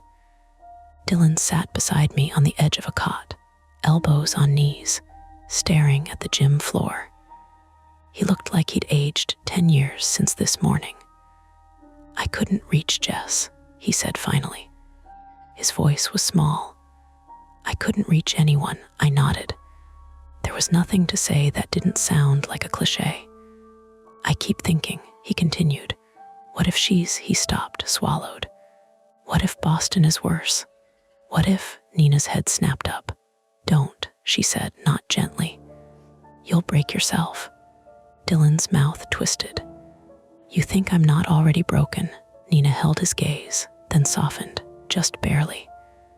I'm not telling you not to feel, she said. I'm telling you not to let your brain invent a horror story and live inside it. I flinched, because that had always been my thing. Living inside invented catastrophes. And now the catastrophe was real, and I still didn't know how to distinguish what was true from what my mind wanted to add. My phone was at 8%. No service. I turned it on anyway, because rituals mattered. The screen lit. No bars. No new alerts. But the unknown thread was still there. I scrolled back through it slowly. The warnings, the specificity, the timing. And then I noticed something I hadn't before. The first message had come in right after we talked about going to the precinct. The second after we arrived. The third right before the alert. The fourth right before the generator died. It wasn't just someone guessing. It was someone watching, or someone close enough to us to anticipate our moves. My skin prickled. I clicked the contact info for the number. No name, just digits. Impulse, I typed a message. The network wouldn't send it, but my thumb did it anyway, because I needed to do something with the unease. Me, why did you help us? The message sat there unsent. A minute passed. 2, then impossibly, a typing bubble appeared. I stared at it so hard my eyes burned. Dylan noticed my expression. What? I turned the phone toward him. The typing bubble vanished. A single message appeared, unknown. I wasn't helping. I was reducing liability. That was all. No follow-up. Signature. No explanation. The service bars didn't appear. The message just existed, like it had slipped through a crack. Dylan's face went blank. Liability, he repeated. Nina leaned in, reading. Her expression hardened. That's official language, she said quietly. That's what they say when they don't want to get sued. My mouth went dry. So they're what city? Con Ed. Someone. Nina sat back, eyes scanning the gym like she was suddenly seeing it as a map of risks. Could be anyone, she said. Could be someone with access.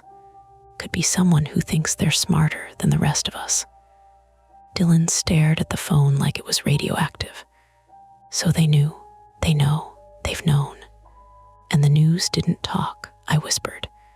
And for the first time, the title of the story felt less like an eerie coincidence and more like a decision someone had made. I wanted to scream. I wanted to laugh. Instead, I did what I always did when my fear got too big. I got quiet. I held it inside my teeth and tried to make it smaller by not letting it out. Around us, the shelter settled into a strange rhythm. A volunteer handed out granola bars. Someone's baby finally fell asleep. A man with a bandaged hand asked where he could charge his phone and got told, gently, that charging stations were being rationed for medical devices. Time passed without daylight to measure it. The gym lights stayed the same dull yellow. The generator thumped, steady for now.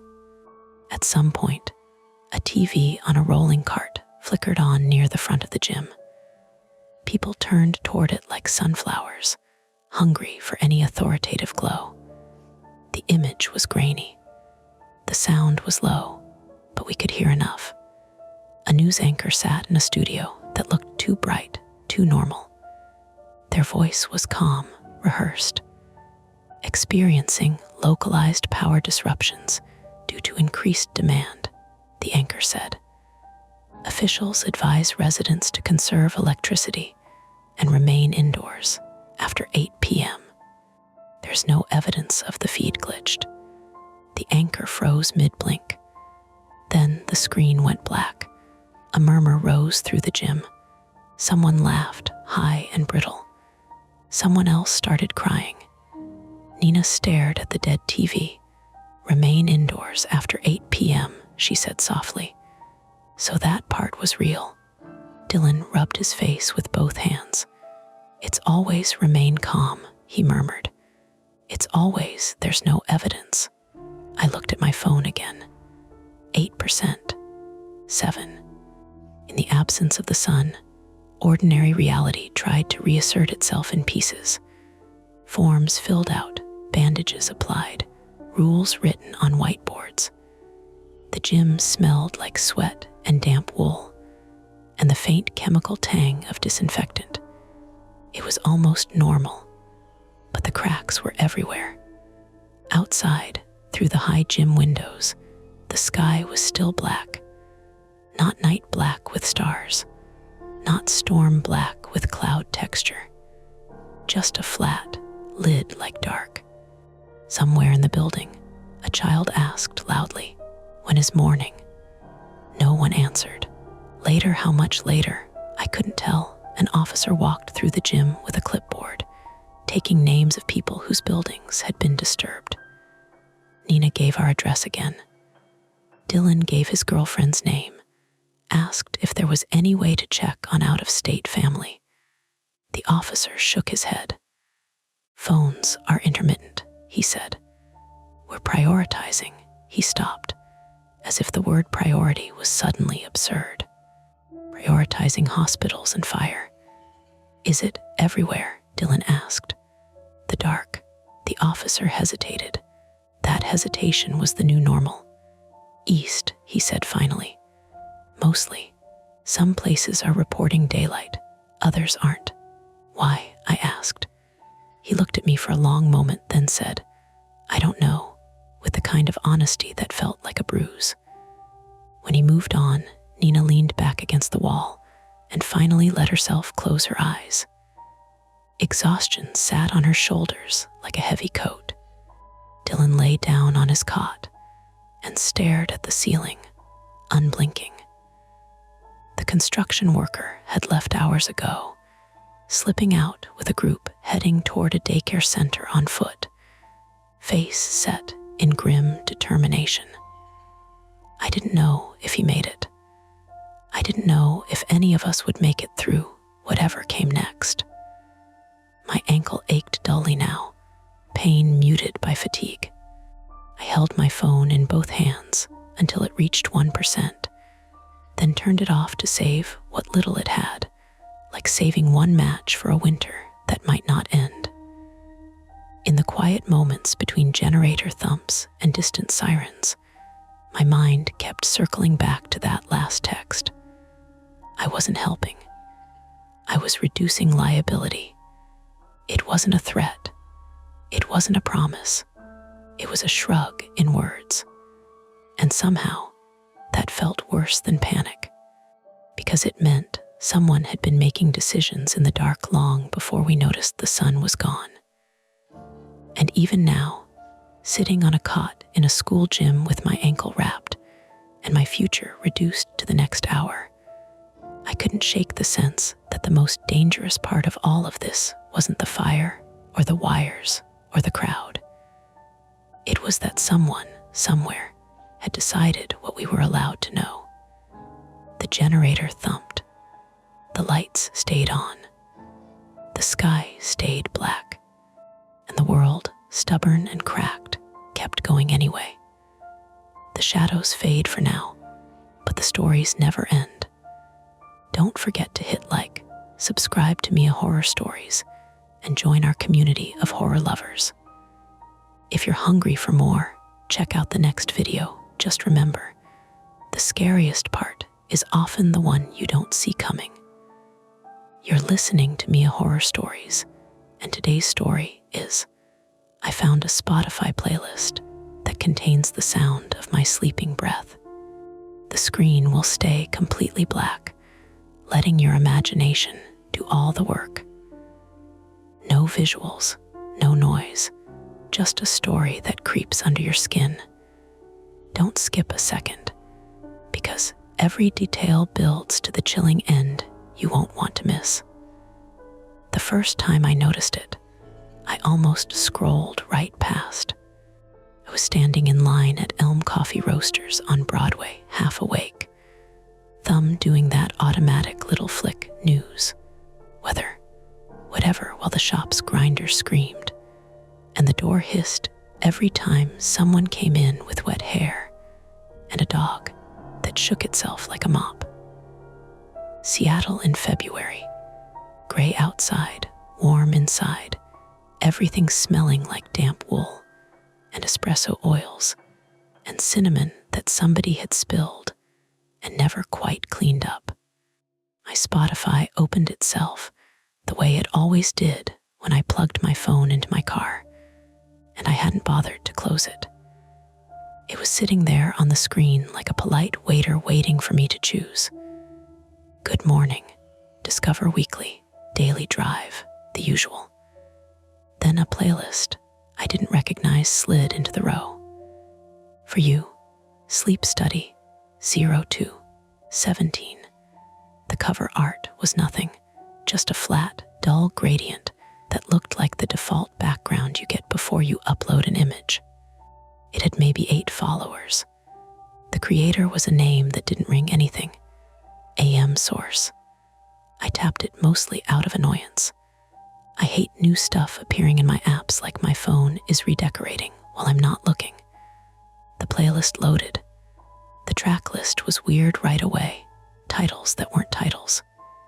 Track 1, Room Tone, North Wall, Track 2. Vent/113, Track 3.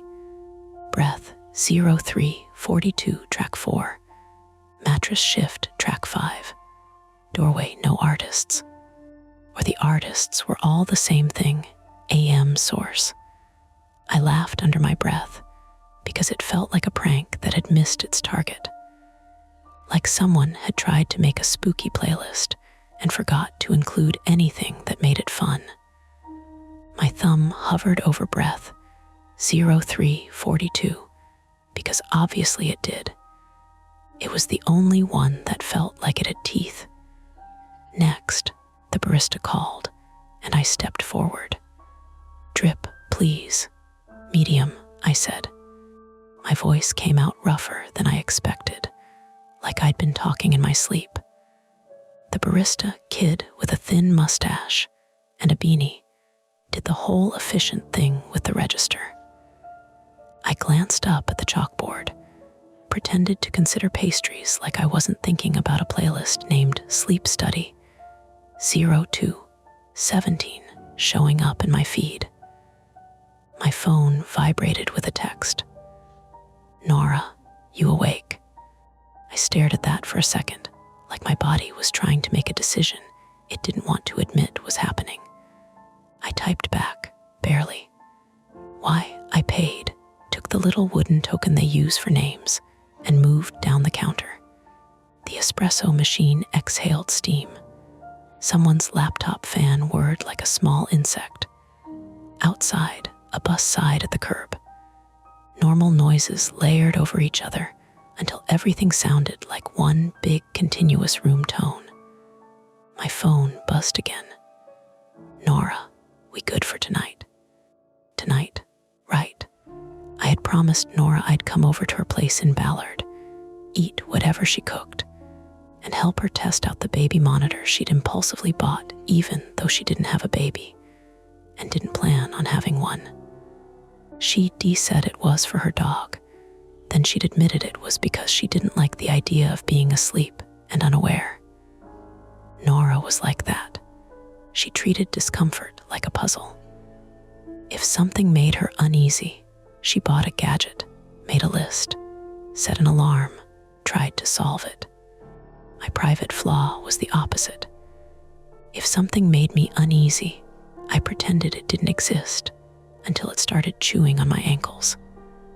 I looked down at the playlist again. The tracks were there, lined up like evidence bags.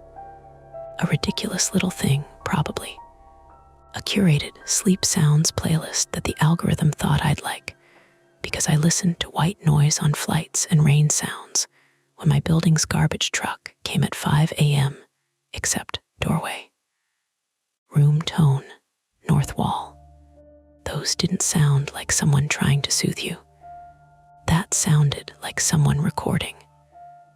My name is Evan Mercer.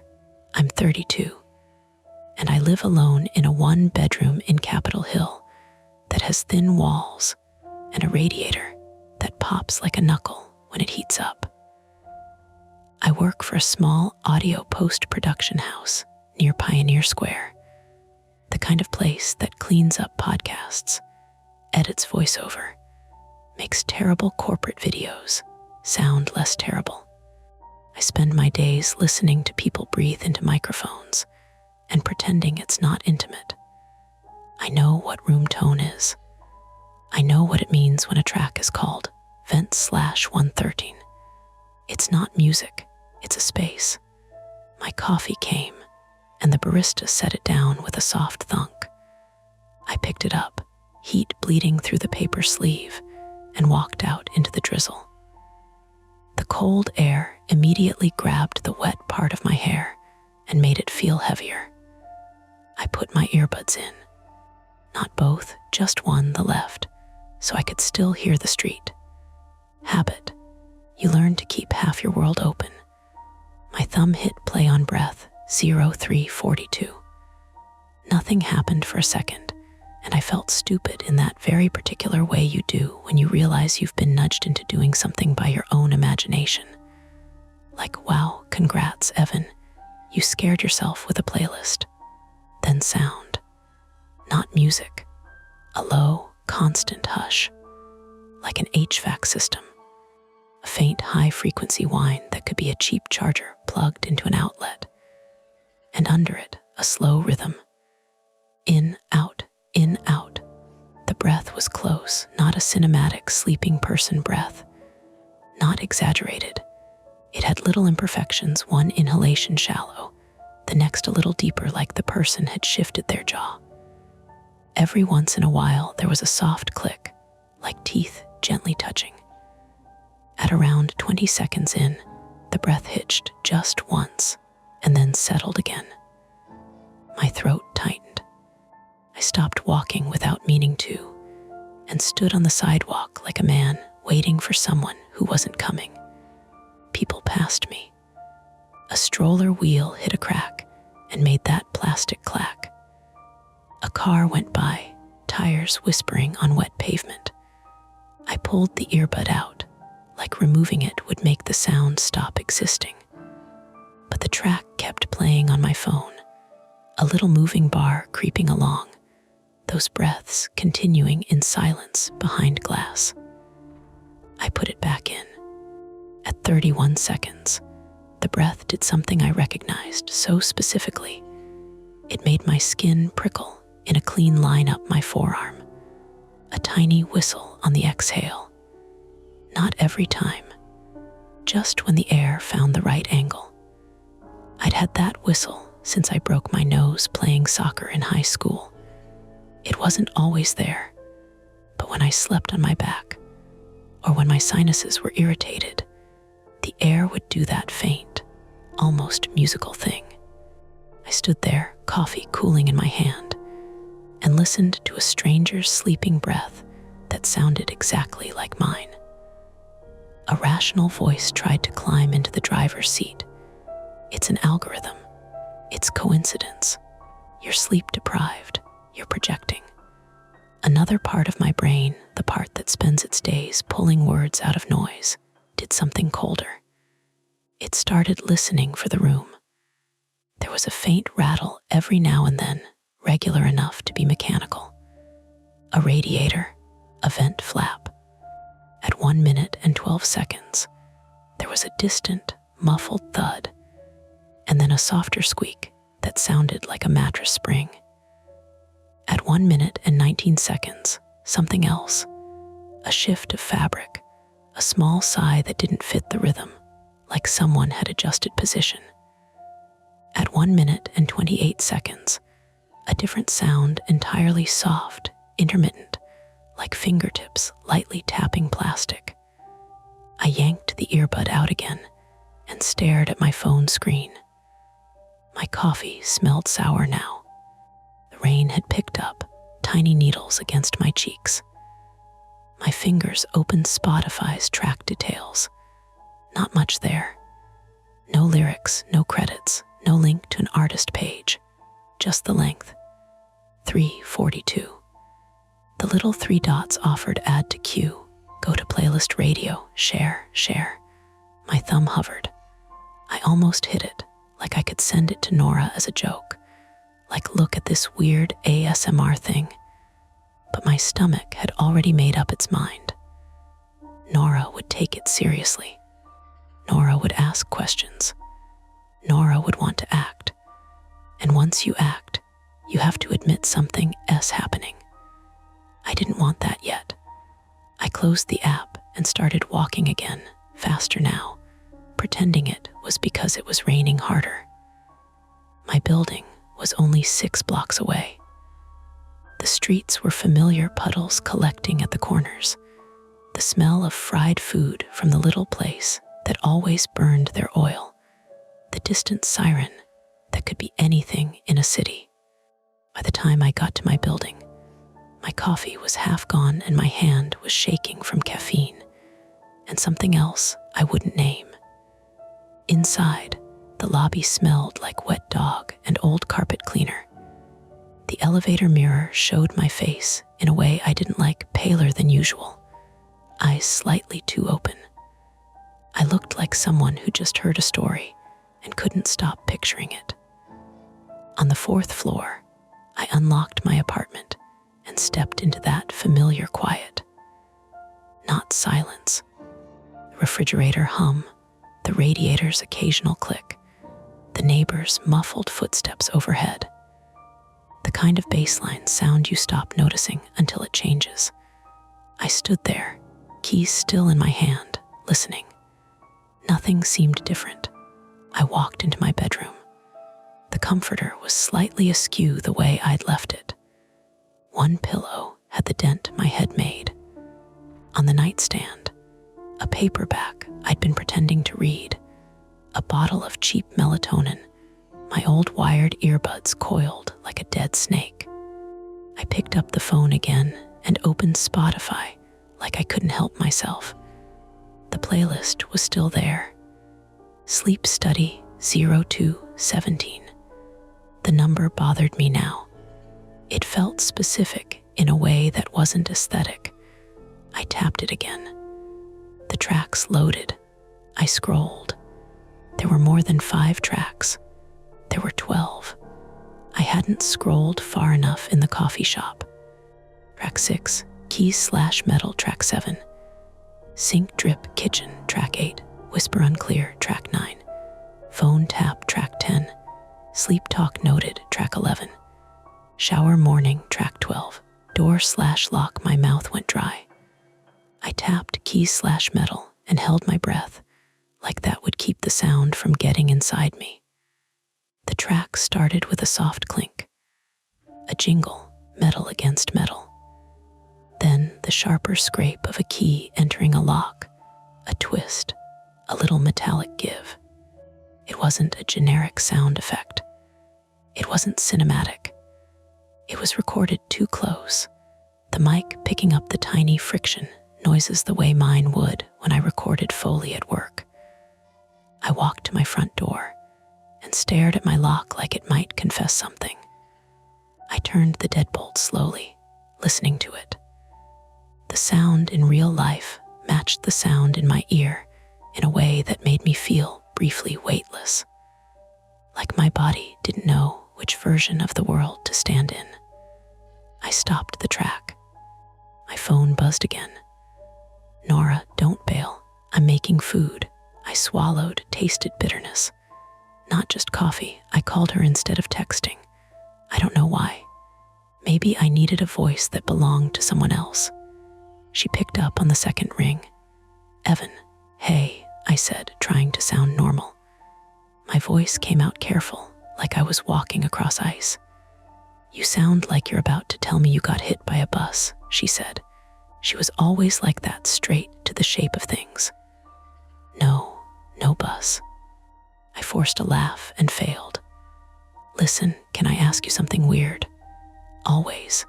I sat on the edge of my bed, phone pressed to my ear, staring at the dent in my pillow. Do you ever get, like, random playlists recommended to you? With weird titles. There was a pause. I could hear her apartment behind her. A pan sizzling, the faint yip of her dog, and some distant neighbor music through walls. Normal domestic noise. Sure, she said, like the algorithm thinks you're into something you're not. Why?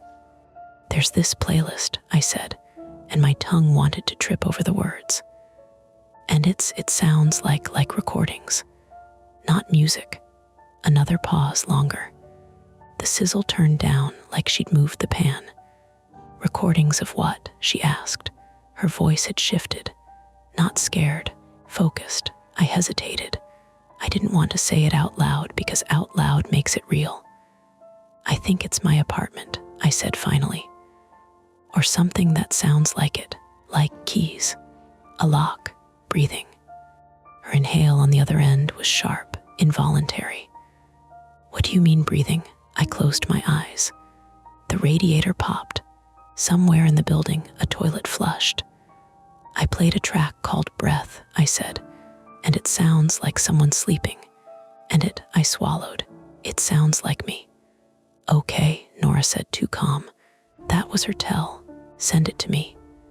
I don't, I started. Send it, she repeated, firmer. Right now, share link, screenshot, whatever. I stared at my phone. My thumb hovered over Spotify's share button.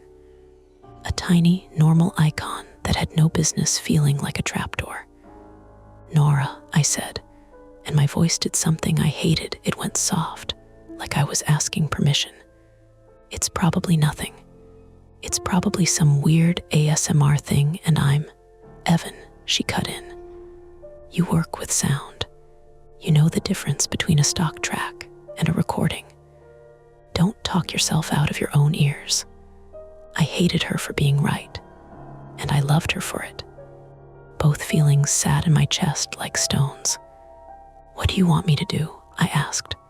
First, she said, do not post about it. Don't comment. Don't message the playlist creator. Don't do anything that tells whoever made it that you noticed. That made my stomach sink in a new direction. You think it's a person.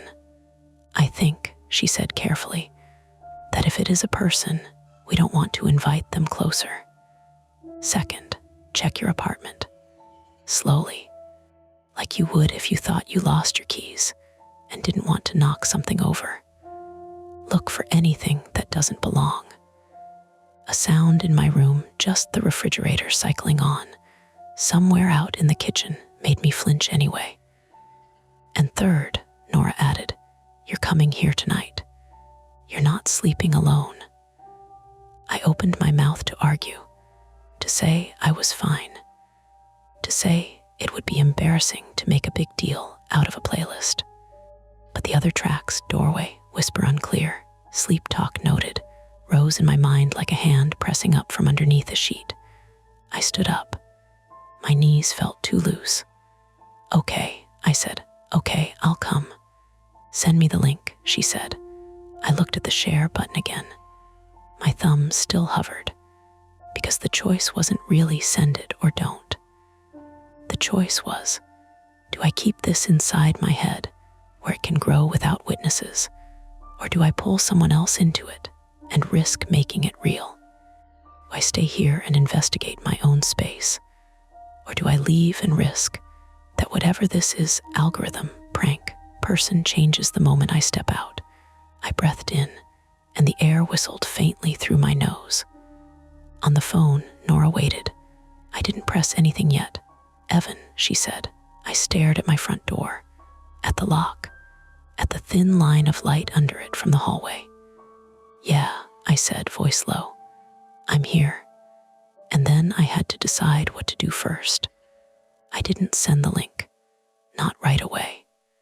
Instead, I muted the call and walked into my kitchen like I'd dropped something important and needed to find it before it rolled too far under the cabinets. I opened drawers, closed them, checked the top of the fridge, like a microphone would be sitting there in plain sight with a little blinking light. Nothing blinked. My apartment smelled faintly like yesterday's dish soap and radiator dust. The refrigerator hummed at a steady pitch. I tried to imagine that hum captured, compressed, uploaded, renamed room tone, north wall. Evan, Nora's voice came back into my ear when I unmuted. I'm looking, I said. For what? I don't know, I snapped, and then immediately regretted it. Sorry. If someone's recording, it would have to be a device. Right, something physical. Unless someone got into your Wi-Fi, she said. That wouldn't record audio from my bedroom. Your phone would. I stopped moving. My phone doesn't just record me while I sleep, I said, but it came out weaker than I wanted. You sure? She asked quietly. I stared at my phone like it had personally offended me. I would know, I said. I'd see battery drain, storage usage, something. You told me it was full battery when you found the playlist. It always is in the morning, I said automatically. Okay, she said, not arguing. Then check. I pulled up my battery usage, normal. Apps in their usual order. Spotify near the top, because I use it constantly. No weird outliers. Nothing, I said. Storage, I checked that too. Photos, podcasts. A couple of big Pro Tools sessions I'd transferred for reference. Nothing new. I don't think it's my phone, I said, and the relief I felt at that answer scared me. Because if it wasn't my phone, it was something else. Send me the link, Nora said again. This time I hit share. The 3 dots expanded. I tapped copy link. URL sat there in the little pop-up, harmless, blue, digital. I pasted it into our text thread. There, done. My heart kicked once hard. Got it, Nora said. I could hear her moving around, probably grabbing her laptop. Stay on. The seconds stretched. I walked back into my bedroom and sat down on the edge of the bed again, phone pressed to my ear, staring at the dent in the pillow like it might shift if I looked long enough. Okay, Nora said after a minute. I'm on the playlist page. What do you see? I asked. Same thing you described, 12 tracks, 8 followers, no bio, no artist page beyond the name. Check the followers, I said. Can you see them? I can see one public follower, she said. A username, NWall. That doesn't mean anything. It might, she said. North wall. I looked up slowly at the wall opposite my bed. It was the one that backed onto the hallway. The one with the radiator under the window. Stop, I said. I'm just reading what's there, she said. Relax. I am relaxed. She didn't respond to that. Okay, she continued. I'm going to play breath. I held my own breath without meaning to. The line was quiet except for the faint digital compression of the call. Then, very softly, I heard it through her speakers, through her mic, through my phone, my sleeping breath, or something that sounded like it. Nora didn't speak for the first 20 seconds. Well, I asked finally. It sounds like a man, she said carefully. 30-ish. No heavy snoring. Nasal whistle on the exhale. My skin tightened along my shoulders. Does it sound like me? I asked. Another pause, this one longer. Yes, she said. The word settled between us. But, she added quickly, that doesn't mean it is. Lots of people have broken noses. Lots of people breathe like that. I didn't tell you about the broken nose, I said. I know you, Evan, right? Of course. At 1 minute and 12 seconds over the call, I heard the faint thud. The mattress squeak.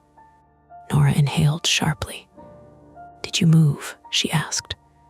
No, okay, she said. There's a sound, like a shift. I heard it, I said. Do you move around a lot when you sleep? I don't know, I said. I'm asleep, she exhaled. God, we let the track play. It felt like listening to evidence in a courtroom where the defendant was my own body. At around 2 minutes in, there was something new I hadn't caught on the street. A low, almost inaudible murmur. What was that? Nora said immediately. I don't know. Rewind, she scrubbed back. The breath resumed. The hum, then faint, almost under the noise floor, a whisper. Not words exactly, more like the shape of them. "Is that you?" she asked. "I don't talk in my sleep. You don't know that," I swallowed. "I've never been told I do." The whisper came again, softer this time. It could have been fabric shifting. It could have been air moving in a vent. It could have been someone else. "Okay," Nora said finally, stopping the track. "We need a plan." "I thought the plan was I come to your place." "That's still part of it," she said. "But if someone put a recording device in your apartment, leaving it there doesn't solve anything. It keeps recording." "Assuming that's what this is," I said, because my brain was still trying to sand down the edges. "Evan," she said, and there was a crack in her voice now. "If it is what you think it is, that means someone has been inside your bedroom while you were unconscious." I didn't answer. Or she continued, pushing through. "Someone has access to your space in a way you don't understand. That's not a playlist problem. That's a safety problem." My throat felt tight. "What do you suggest?" I asked. "I suggest," she said, "we treat it like that. I'm coming over." "No," I said immediately, too fast. "Why not?" "Because if someone's watching," she echoed. "Recording," I corrected. "Whatever. If someone's doing this, I don't want you walking into it." "You think I'm safer not knowing?" she shot back. "That's not what you sent me the link." Silence. "That was a mistake," I muttered. "You don't get to pull me halfway in and then shut the door," she said. "I'm grabbing my keys." "Don't," I said, "please." There it was, the private fear. Not of being recorded, not even of someone in my apartment, of being responsible for someone else getting hurt. "I can handle this," I said. It sounded hollow even to me. "You haven't handled anything yet," she replied, not unkindly. "You stood on the sidewalk and listened. That's not fair. It's accurate." I opened my mouth to argue, then closed it. "I'm on my way," she said. 20 minutes. The line went dead. I sat there for a second, staring at my phone. 20 minutes. The problem had a clock now. I stood up and forced myself to think like I would at work. Practical, methodical. If there's a device, it needs power. Or a battery. It needs to transmit or be retrieved. It needs placement. I grabbed a kitchen chair and dragged it into the bedroom. The legs scraped against the floor louder than I meant them to. I winced at the noise, irrationally worried someone would hear it through the walls and know I was looking. I stood on the chair and checked the smoke detector, twisted it off carefully. Just a battery. No extra circuitry. No camera lens. I exhaled slowly. I checked the air vent, unscrewed the cover with a butter knife because I didn't feel like hunting for a screwdriver. The metal screeched lightly as it came free. Dust, darkness, no device, the radiator. I crouched and peered behind it. Cobwebs, a lost sock, no microphone. My heart was beating hard enough now that I could hear it in my ears. The room felt smaller, like the walls had leaned in an inch without asking. I moved into the living room, checked the bookshelf, under the couch, inside the lampshade. I felt ridiculous and exposed at the same time. My phone buzzed. Unknown number. I froze. It buzzed again. I stared at the screen. Local area code. I let it go to voicemail. Almost immediately, a notification popped up. New voicemail. My hands were slick when I tapped it. The message started with nothing. Just air.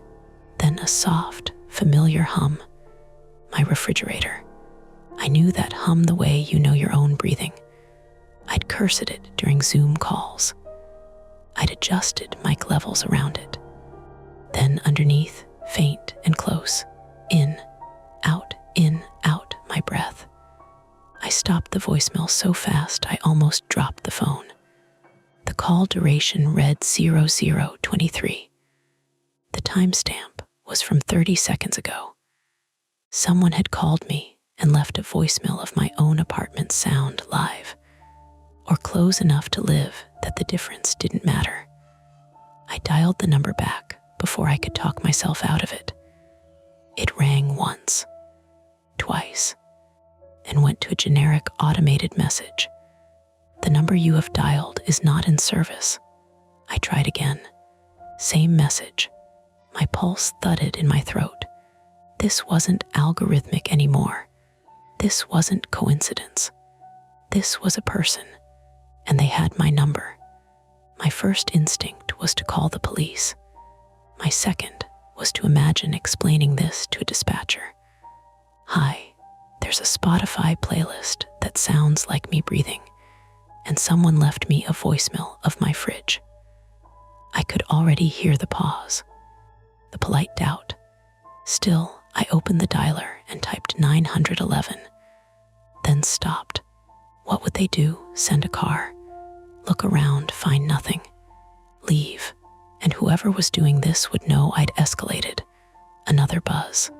A text this time, from the same unknown number. No need to panic. My stomach dropped so hard I had to sit down.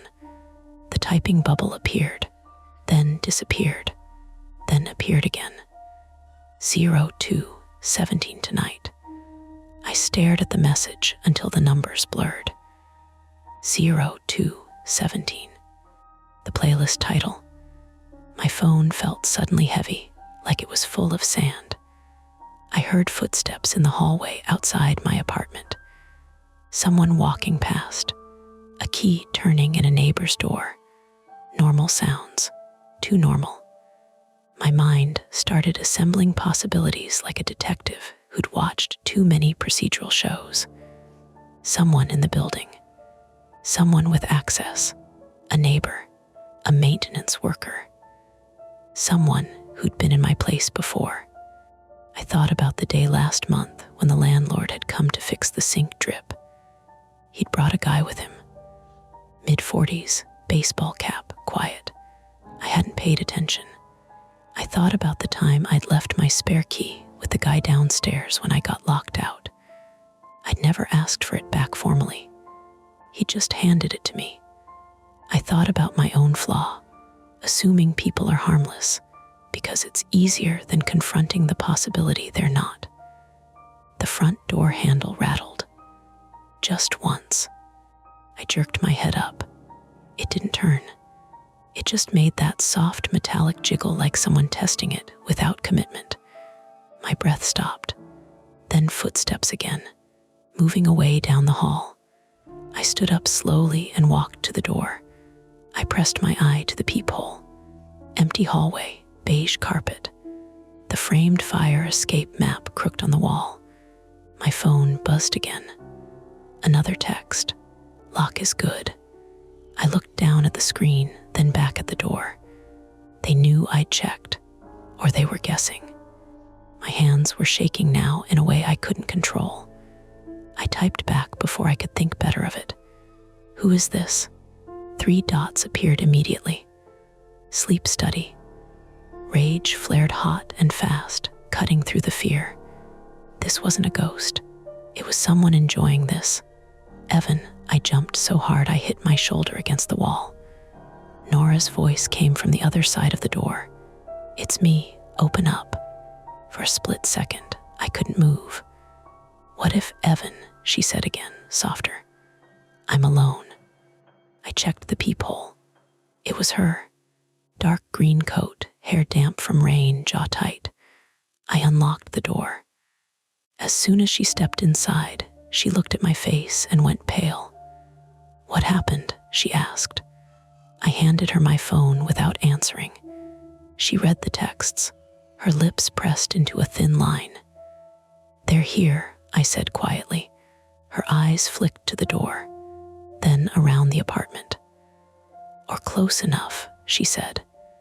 We stood there in my living room, 2 adults in a perfectly ordinary apartment, surrounded by ordinary furniture, ordinary hums and clicks.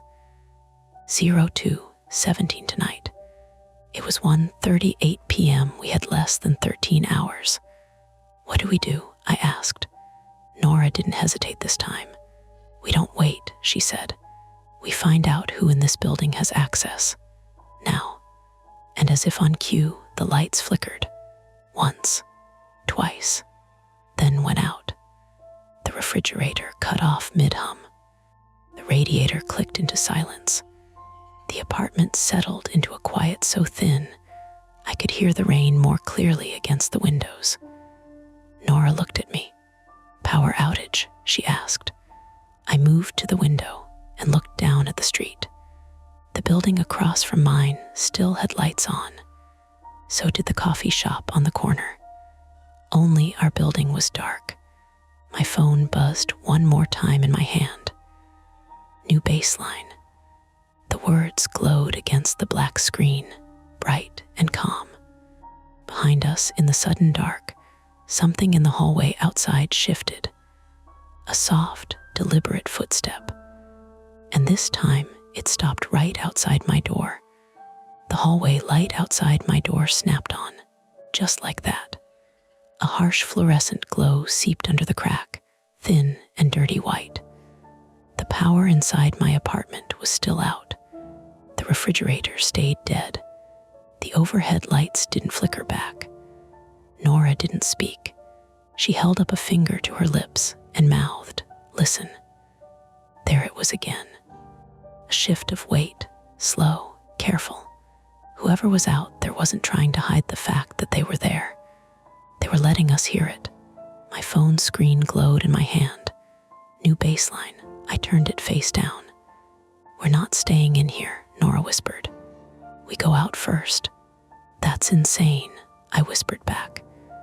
"If someone's in the hallway, they're controlling the situation," she said. "We change it." She was already moving toward the kitchen drawer where I kept the big chef's knife. She didn't pick it up. She just opened the drawer and looked at it like she was checking a box in her head. "Police," I mouthed. She nodded. I dialed 911 with shaking fingers. The operator answered almost immediately. I gave my address, tried to keep my voice steady. "Someone is outside my apartment door. We've received threatening messages. The building power is out." "Are they attempting to enter?" the operator asked. "Not right now," I said, "but they tested the handle. Officers are being dispatched. Stay inside. Keep the door locked." Nora raised an eyebrow at that. "Stay inside. Let whoever was out there decide when to escalate." The hallway light flickered, then went off, dark again. The footstep didn't retreat. It just waited. "On 3, Nora whispered. "For what?" We opened the door. "That's exactly what they want." "Maybe," she said. "Or maybe they want us trapped." I didn't have a better idea. "1," she said. My pulse hammered so hard I could hear it in my ears. 2. The hallway was silent now. 2 silent. 3. I unlocked the deadbolt and pulled the door open fast. The hallway was empty. The fluorescent light hummed overhead like nothing had happened. Beige carpet, the crooked fire map, doors closed on both sides. I stepped out, heart in my throat. "Nora," I hissed. She came out behind me, closing the door but not locking it. We looked left, then right. At the far end of the hall, near the stairwell, something moved. A shadow. Quick. My body reacted before my brain did. I took off down the hallway, sneakers slapping against carpet. "Evan," Nora called, but she followed. The building layout was simple. 4 apartments per floor, long straight hallway, stairs at one end, elevator in the middle. I knew it like muscle memory. The shadow slipped into the stairwell. I reached the door and shoved it open. Empty. The concrete steps spiraled down. No echo of footsteps. No slam of a door below. "Where did they go?" I whispered. Nora stepped into the stairwell beside me. Maybe they were already on the stairs. Then we would have heard a door below us slammed. We both flinched. "Ground floor," Nora Nora said. We ran down the steps. My hand skimmed the metal railing. It was cold and slightly sticky from old paint. On the ground floor, the stairwell opened into the lobby. The building manager's office door was shut.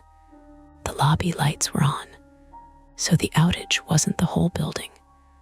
I looked up at the ceiling camera over the mailboxes. Do you know if that works? Nora asked. I've never seen him check it. We pushed through the lobby door and out onto the street. Rain had intensified, turning the pavement into a mirror. Cars moved normally. Pedestrians hurried past with umbrellas. No one running. No one looking back at the building. Which way? Nora asked. I looked left toward Broadway, right toward the smaller residential side street. I didn't know. My phone buzzed again. I almost dropped it. That wasn't me. I stared at the text. What? Nora demanded. I showed her. That wasn't me, she read aloud.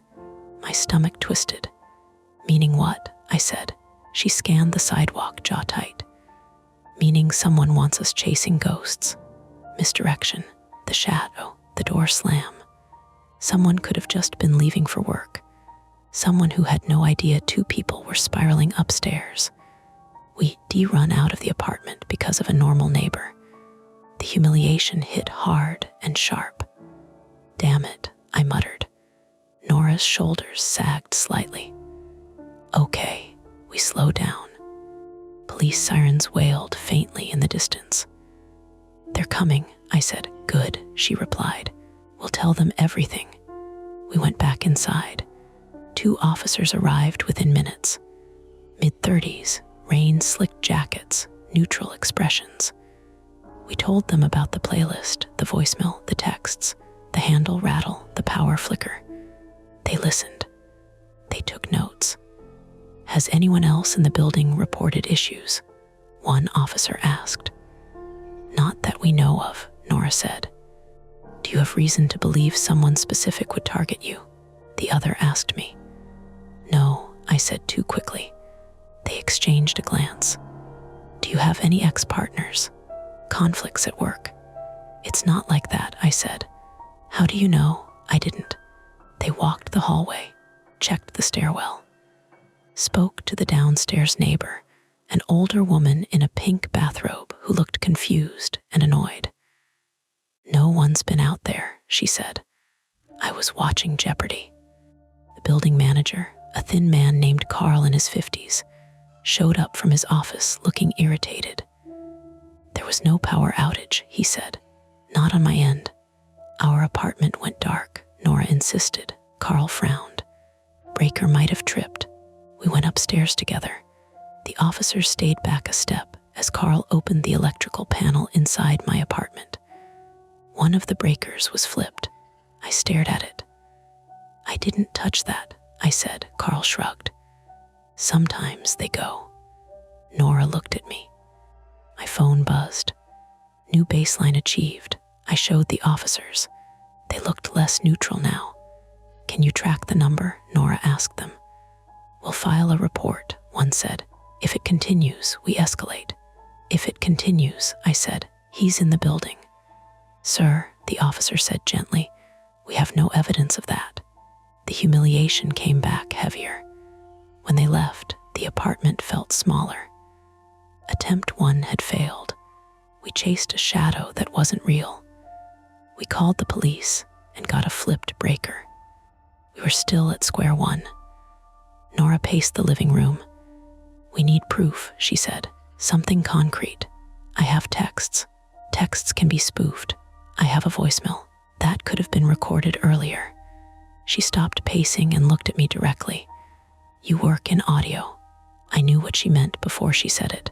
Compare it, she said. Your apartment now versus the voicemail. Look for differences. Prove it's live. My stomach tightened. That meant sitting still, listening. We set up in the bedroom. Grabbed my field recorder from my gear bag, the one I used for work sometimes when I needed clean room tone. It was sensitive enough to pick up a pin drop. I placed it on the nightstand. Timestamp, Nora said. We record now. I hit record. The red light blinked. In, out, my breath. The refrigerator hummed steadily in the background. After 3 minutes, I stopped it. Then we played the voicemail again. The fridge hum was slightly higher in pitch. Temperature difference, Nora said. I murmured. Then I heard it. In the voicemail, at around 9 seconds, a faint metallic tick. In my current recording, at 9 seconds, nothing. I rewound the voicemail, listened again. Tick, radiator, Nora suggested. It hasn't kicked on in hours, I said. We went to the living room. I replayed the voicemail at full volume. There, under the breath, another sound I hadn't noticed before. A faint, rhythmic tapping. Nora's eyes flicked to the coffee table. My old wired earbuds lay there, coiled. She picked them up. Tap the plug against the table, she said. I did. The same tiny, plastic-on-wood tick echoed from the speaker. My stomach dropped. I looked at the voicemail timestamp again. It was from 30 minutes ago, when I'd been standing in the kitchen. The earbuds had been in my hand then. I remembered fidgeting with them while listening to Nora. They're using my phone, I said hoarsely. But how? She asked. I stared at the device. If someone installed something, I said slowly. Malware. Spyware, it could activate the mic without draining the battery. It's possible, I said, if it's optimized, if it uploads only when connected to Wi-Fi. We both looked at the router on the shelf by the TV, small, innocent, blinking green. Unplug it, Nora said. I pulled the power cord. The green lights died. My phone immediately switched to cellular. I waited. Nothing. 30 seconds, a minute, then buzz. A text. Cell data works too. My hands went cold. That meant they had visibility beyond my Wi-Fi. Or they were guessing. You said your phone was full battery this morning, Nora said slowly. What if it was?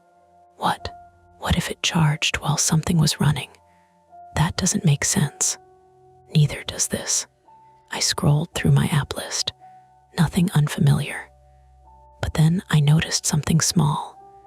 In settings, under privacy, microphone access. An app I didn't recognize had used the mic at 2:17 a.m. every night this week. The app name was generic. 2 words, something like system service. That's not right, I whispered. Nora leaned in close. Can you delete it? I tried. The option was grayed out. Attempt 2 had failed. The problem wasn't in the walls. It was in my pocket. The realization felt worse. My private flaw, my assumption that I understood my own tools, my own space, had left the door open. Factory reset, Nora said. If I do that, we lose the data. You'll lose the microphone too. She was right. But if we reset it, we'd lose the ability to prove it. Wait, I said, airplane mode. I flipped it on. No signal, no Wi-Fi, no cellular. We sat there in silence. 1 minute, 2, nothing. I exhaled slowly. Then, from the bedroom, my voice, soft, muffled. In, out, I froze. That's not your phone, Nora whispered. The sound was coming from somewhere else. Not loud, just enough. We moved slowly toward the bedroom. The field recorder on the nightstand was playing back audio, but I hadn't touched it. The screen was dark, yet the sound continued, my breathing, and underneath it a whisper, clearer this time. Stay. Nora grabbed my arm so hard her nails bit into my skin. The sound stopped abruptly. We stood there, hearts pounding. The recorder screen flickered on. Playback 0000. Battery 12%. It hadn't been that low before.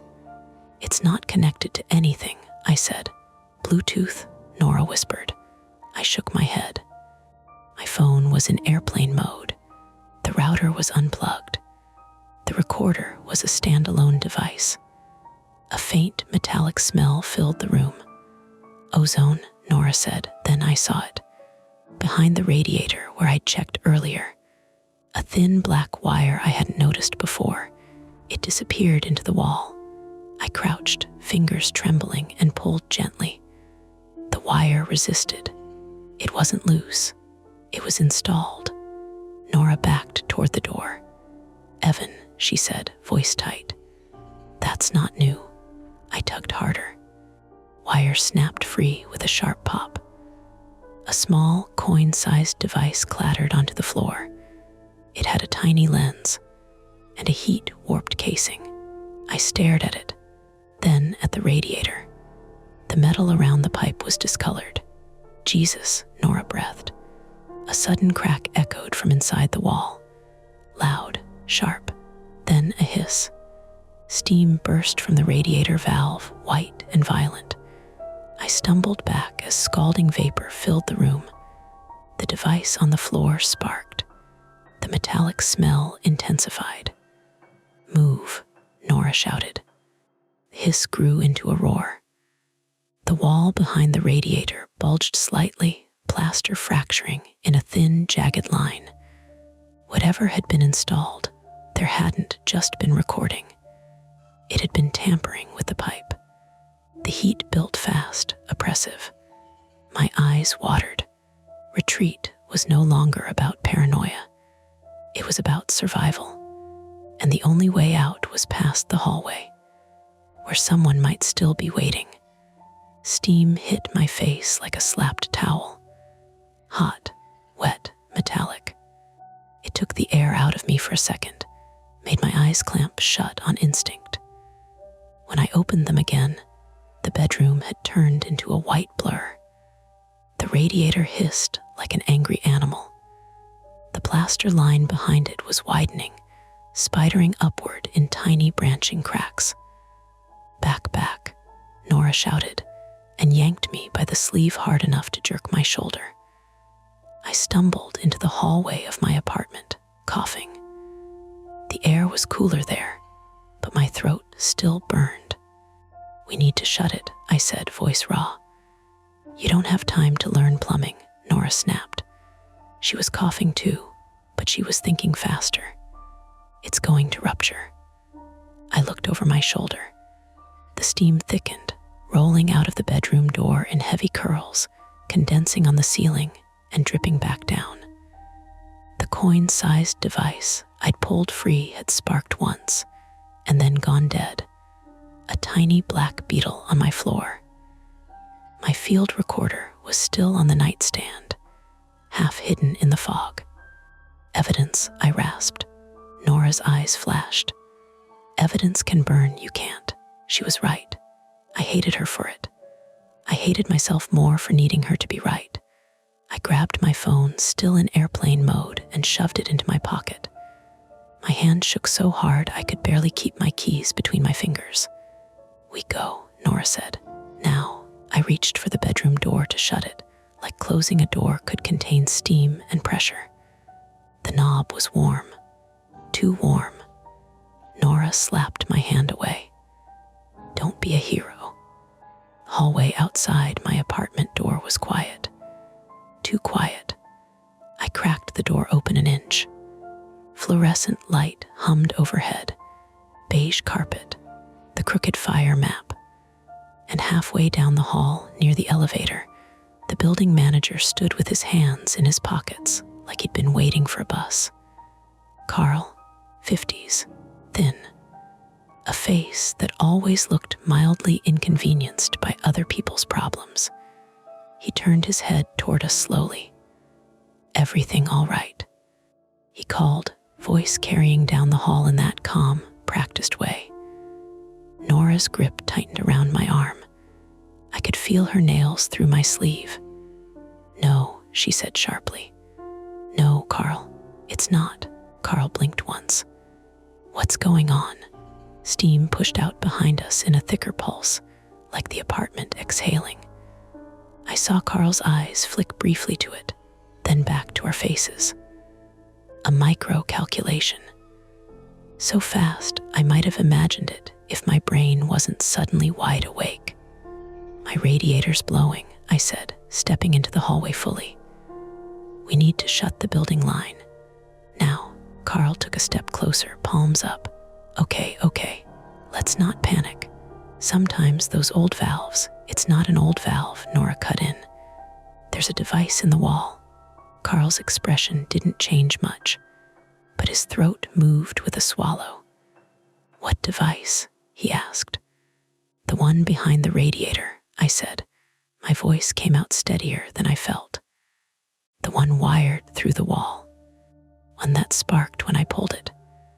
Carl let out a small laugh that didn't fit the situation at all. That's ridiculous. Nora stepped forward. Then come look.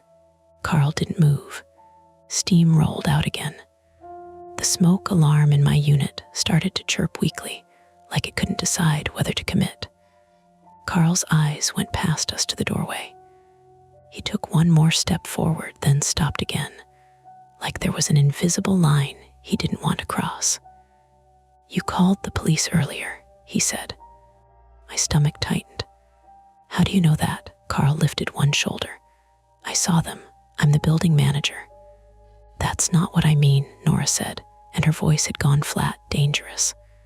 How do you know it was earlier and not just now? Carl stared at her for a beat too long. You need to back away from us, Nora said. Carl held up his hands again. Look, I'm just trying to help. Let's handle the radiator first. Boiler room's downstairs. I've got keys. Show them, Nora said. He hesitated. Show them, she repeated. Carl reached into his pocket slowly and pulled out a ring of keys. He held them up. They jingled softly. My brain latched onto the sound in a way that made my chest squeeze. Keys/metal. Fine, Nora said. Boiler room. Now. Carl started walking toward the stairwell, not the elevator. Why not the elevator? I asked, because my body needed something to do besides shake. Carl glanced back. If the power's unstable, the hallway lights are on, Nora said. Carl's gaze slid away. Safer to take the stairs. Nora looked at me. A silent exchange. We followed, but not close. Nora kept me slightly behind her, like she could shield me with her body if she had to. The thought made my stomach turn. I didn't want her doing that. I also didn't know how to stop her. At the stairwell door, Carl pushed it open and stepped inside. The concrete steps spiraled down, lit by a single bare bulb that flickered, then steadied. It smelled like damp cement and old paint. Carl started down. Nora didn't follow immediately. She leaned in close to me and whispered, "If he tries anything, you run up, not down." "What about you?" "I'll be right behind you," she lied. She pushed past me and went down first anyway. We descended, footsteps echoing. The farther we went, the warmer the air got, thick with mechanical heat. A deep hum began to rise under everything: boilers, pumps, the building's circulatory system. Carl stopped at the basement door and unlocked it. Keys scraping, turning. Door/lock. The sound landed in my gut. He opened the door, and we stepped into the basement hallway. It was narrow, lined with storage cages and old bikes. The lighting was dimmer here, more yellow. The air smelled like laundry detergent and mildew, and something metallic that made me think of pennies. At the end of the corridor was a heavy steel door with a faded sign, "Boiler room, authorized personnel only." Carl didn't look back this time. He just went straight to it. Nora's voice cut through the hum. "Carl, stop." He paused, hand on the boiler room handle. "What?" he asked, too quickly. "Why is only Evan's breaker flipped?" she said. Carl turned slowly. "I told you, those panels." "And why did the hallway light go out, then back on?" Nora pressed. "Why did you hesitate when I said device? Why did you already know about 217? Carl's face tightened. A small muscle in his jaw jumped. I don't know what you're talking about, he said. My phone vibrated in my pocket, even in airplane mode. That shouldn't happen. For a second, I thought it was the building vibrating. Steam, pressure, pipes. But the vibration was too precise, too phone-like. I pulled it out. The screen was black. Then it lit up without me touching it. A notification bloomed across the top like a polite little banner. Spotify now playing. Doorway, my blood went cold, not the cliché kind, the actual physiological kind, like my skin had tightened. My hands tingled. Nora saw it. Her eyes widened. I thought you were in airplane mode, she whispered. I am, I whispered back. The track started on its own, a low hush. Then, very clearly, the sound of a door handle rattling. Not just any door, mine. I spun and looked back down the basement corridor. The steel basement door at the top of the stairs was shut. But in my head, I saw my apartment door, the knob, the lock. The audio in my phone continued. A slow scrape. A key entering a lock. My lock, the deadbolt turning. Nora moved instantly. He's in your apartment, she said. Carl's face changed. Not into a villain face. Not into a snarl. Into something worse. A man who's been caught and is deciding whether to improvise. That's impossible, he said, but his voice was flat. Nora lunged for the boiler room door handle, away from Carl, toward control, toward anything. Carl moved too. He grabbed her arm. Everything happened fast and stupid and human. Nora twisted, trying to break his grip. Carl pulled hard. Her shoulder slammed into the boiler room door with a dull impact. She hissed in pain, but didn't cry out. Let go, she snapped. Carl's grip tightened. His other hand went toward his pocket. I moved without thinking. I grabbed the first thing my hand found, an old metal broom leaning against a storage cage, and swung it. Not a clean, heroic swing. A panicked, sloppy arc. The broom handle clipped Carl's wrist.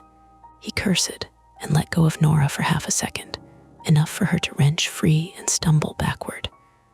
Carl's pocket spilled something onto the floor, a small black rectangle, like a cheap phone or remote. It skittered on the concrete. My field recorder flashed in my mind. Battery low. Playback hijacked. This looked like the kind of device that could do that. Carl went for it. Nora went for it too. She got there first and stomped on it hard. Plastic cracked under her boot. Carl's face contorted. You don't understand. You're right, Nora said, voice shaking with anger and adrenaline. We don't, because you won't say. The sound from my phone kept playing. A door opening. A soft creak. Then footsteps on my apartment carpet. Slow, careful, not Carl, because Carl was right in front of me. Someone else was in my apartment. Or worse, someone had been there all along. Evan, Nora said, eyes locked on mine. Upstairs. Now, Carl stepped in front of the stairwell like he could block us. Like this basement hallway was suddenly a checkpoint. You can't just run around, he said, voice rising. There are safety procedures. Nora's laugh was short and ugly. Safety. She shoved past him. Carl grabbed her again, this time higher, fingers closing around her upper arm. Nora jerked and slipped. Her boots skidded on the damp concrete. She went down hard onto her hip with a sharp gasp. Pain flashed across her face. My stomach dropped. Carl stood over her, breathing hard, eyes wild now. This is going too far, he said. You started it, I said, and my voice surprised me. It wasn't loud. It was small, but it was real. Carl looked at me like I was something he'd ignored until it spoke. Evan, he said, and for the first time he sounded almost pleading. Listen. I didn't. Another sound from my phone. A soft whisper, close to the mic. Stay. Nora's eyes flicked to my phone, then to Carl, then to the boiler room door. Her breath came fast. She was thinking through pain. I could see it in the way her jaw clenched. Boiler room, she said. He wants us focused on the apartment. We don't go up until we shut this down. What? I said. The radiator is sabotage, she hissed, grabbing the door handle and hauling herself up with it. She winced, face going pale. If the pipe blows, the whole line could fail. Steam, water, electrical, fire hazard. He's creating a crisis. We stopped the crisis. Carl's eyes darted. That was confirmation without words. Nora shoved the boiler room door open. Heat hit us like opening an oven. The room was loud fans, pumps, a relentless mechanical thrum. 2 big boilers sat side by side, metal and pipes and gauges, everything sweating slightly. A tangle of insulated lines ran up into the ceiling like veins. On one wall was a breaker panel. On the floor near the panel was a small tripod with a phone mounted on it. The phone's camera lens faced the doorway, recording. My stomach flipped. There was a little red dot on the screen. Live. Nora's voice went tight. He's filming. Carl shoved into the room behind us, panic now overtaking whatever careful control he'd had in the hallway. Don't touch anything, he shouted over the roar. Nora ignored him. She moved straight to the breaker panel and yanked it open. Her fingers flew over the switches like she'd done it 100 times. You know what you're doing, I shouted. No, she yelled back, and that honesty scared me more than any lie. But I can read labels. Carl lunged for her. I stepped in his path and shoved him back with both hands. He stumbled into a pipe, cracked his shoulder, grunted. Evan, he snarled, and then his hand shot out toward my pocket. I realized what he wanted before he got it. My keys, or my phone, or both. He grabbed my hoodie, yanked. I went off balance, slammed into the boiler casing. Hot metal bit through the fabric against my forearm.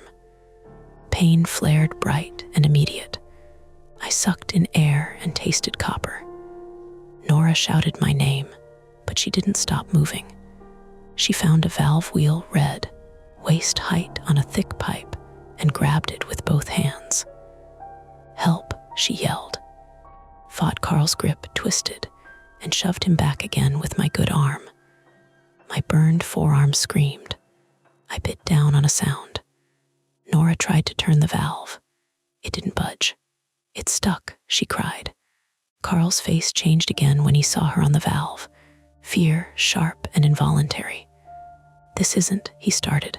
Shut up, Nora snapped, and put her weight into it. The wheel creaked, moved a fraction, then stopped again. Evan, she yelled. Now, I stumbled to her, grabbed the wheel with my unburned. The metal was warm, greasy with use. We turned together, bodies straining. My shoulder popped. The valve gave another inch, then another. The pitch of the boiler room changed slightly, subtle but real. A deeper groan, like pressure shifting. Carl surged at us, one last attempt. Nora kicked backward without looking. Her heel caught his shin. He yelped and fell to one knee. I turned the valve harder, teeth clenched against pain. The wheel finally spun with a smoother motion, like something unseating itself. Or softened, not stopped, but eased. Somewhere above, through the pipes, I felt rather than heard the radiator hiss lessen, like a lung exhaling after being held too long. Nora sagged against the pipe, breathing hard, sweat slicking her hair. Carl stayed on one knee, panting, eyes darting between us and the tripod phone still recording. Why? I said, voice hoarse. Why my breath?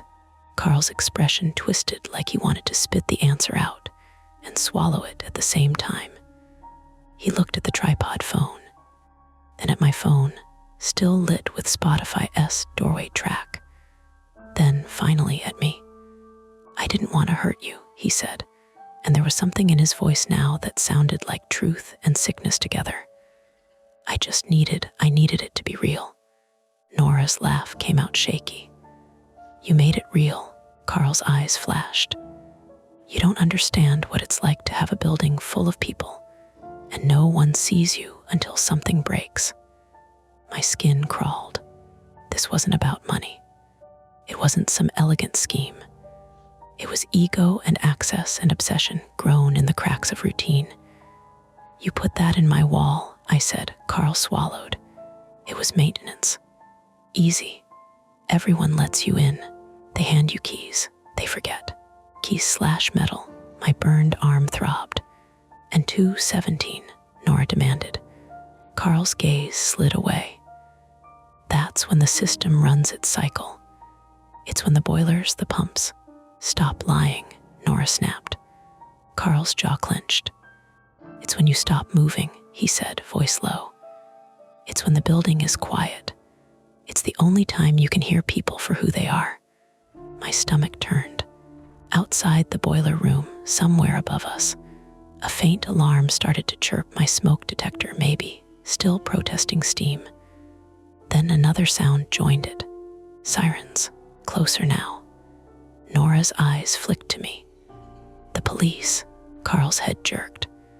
Panic bloomed across his face like a stain. He scrambled up, limping. Nora moved to block the door.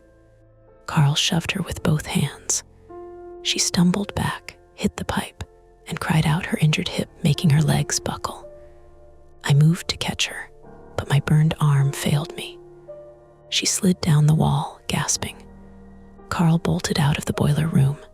"Evan," Nora choked, clutching her side. "Don't," but I was already moving. I ran out into the basement corridor, slipping once on damp concrete. Carl was halfway to the stairs, keys jangling like a taunt. He hit the stairwell door and slammed it open. I followed, up the concrete steps, lungs burning, my forearms screaming with each swing. Carl was fast for a thin man, adrenaline turning him into something desperate. Halfway up, his foot slipped. He grabbed the railing, caught himself, then kept going. We burst into the lobby. 2 officers were coming through the front door, hands near their belts, eyes scanning. Carl froze for a split second. Then he ran straight for the side exit. "Stop," one officer shouted. Carl didn't. He shoved the side door open and disappeared into the rain. One officer chased. The other turned toward me. "Sir, are you injured?" I opened my mouth, but nothing came out. My throat was raw. My brain was too full. Nora's voice floated up faintly from the stairwell. "Basement, boiler, he's filming." The officer's eyes sharpened. He moved toward the stairs, radio crackling. I stood there in the lobby, shaking, smelling wet cement and burned fabric and steam. My phone buzzed in my hand again. This time it was Spotify. It was a notification from Messages. No number attached, just an iMessage contact card with a name. AM source. The message read, "You turned the valve. Good." Under it, in smaller text, "There are others." My fingers went numb. I tried to screenshot it, but my hand fumbled, tapping the screen wrong. The message vanished, like it had never been there. I stared at the blank thread, heart hammering. Upstairs, somewhere in my apartment, I imagined the playlist still sitting quietly on Spotify's servers, tracks lined up with neat names and clean durations, waiting for a thumb to hit play. My breath still existed there, my room tone, my lock, a version of my life that wasn't mine anymore. The officer's voice cut through the lobby. "What's your name, sir?" I swallowed hard and forced sound out of my throat. "Evan," I said. "Evan Mercer." My voice whistled on the exhale, and I hated myself for noticing. The burn looked worse under fluorescent light. In my apartment's bathroom, with the mirror fogged from the residual steam and the overhead bulb making everything pale, my forearm had gone mottled red with a slick, blistered patch where the boiler casing had kissed through my hoodie.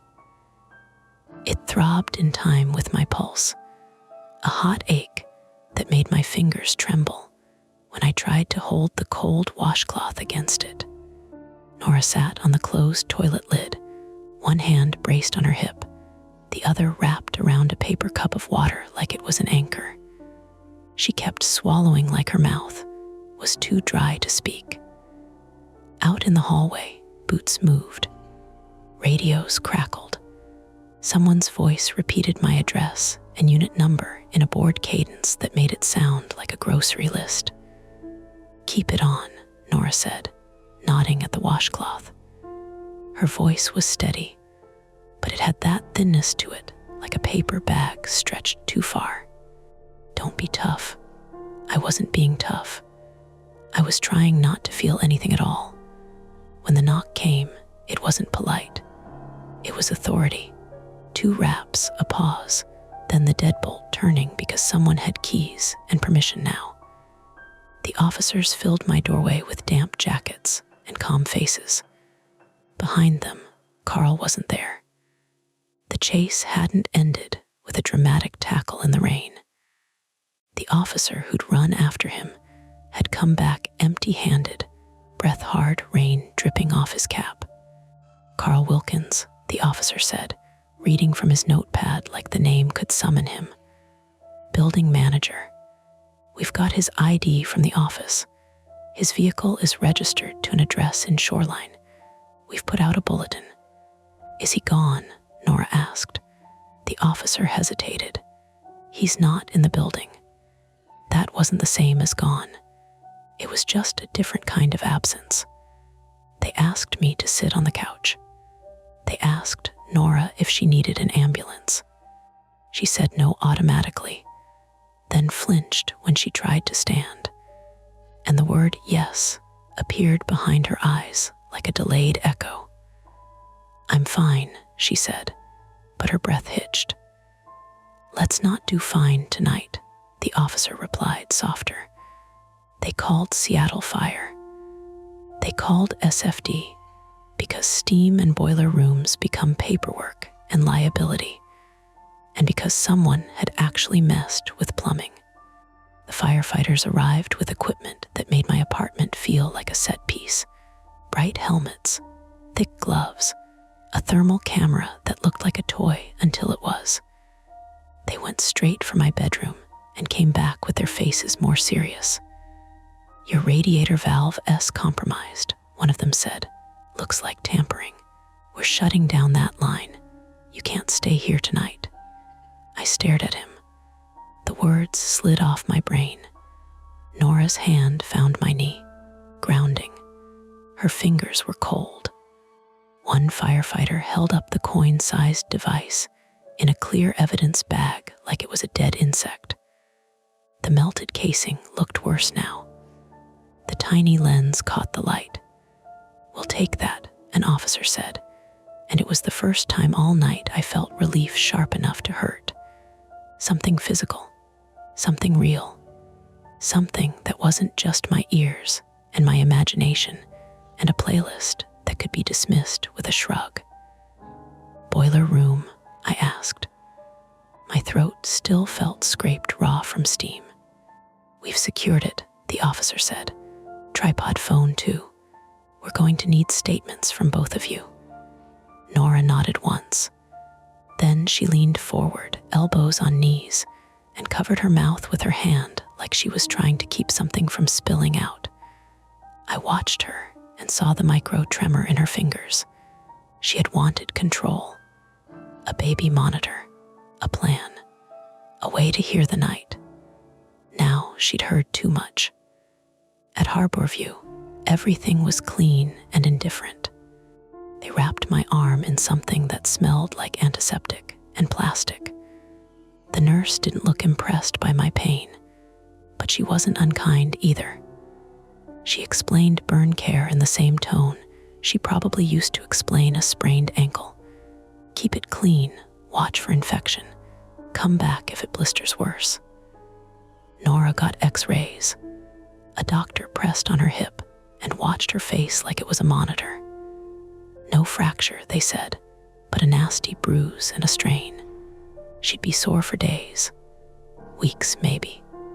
A police officer took our statements in a curtained cubicle, while a TV in the waiting room played muted news with captions about traffic and rain. The mundane world kept going, stubbornly refusing to become a thriller. I told the story like I was describing someone else's day. Playlist, breathing, voicemail, texts, breaker, device, steam, Carl. When I got to the part about my phone auto-playing Spotify in airplane mode, the officer's pen slowed. Could have been cached, he said. It said, now playing. Nora snapped from her wheelchair. Her patience had frayed into a sharp edge. And it matched his lock. Don't tell me it was a coincidence. The officer held up a hand. Ma'am, I'm not telling you anything. I'm documenting. Document harder, she said, and then winced because the anger tugged on her hip like a rope. The officer's face softened slightly. We will. We're bringing in digital forensics. The boiler room phone is solid. The device behind the radiator is solid. The rest will do what we can. What about Spotify? I asked. He sighed. We can request data. It doesn't mean we'll get it quickly. Time had been the antagonist's favorite tool. 02:17. Tonight, now, the clock. Now the clock belonged to the system. Requests, warrants, waiting. It made me feel helpless in a new way. When we finally left Harborview, it was close to midnight. The rain had eased into a thin mist that made streetlights look fuzzy around the edges.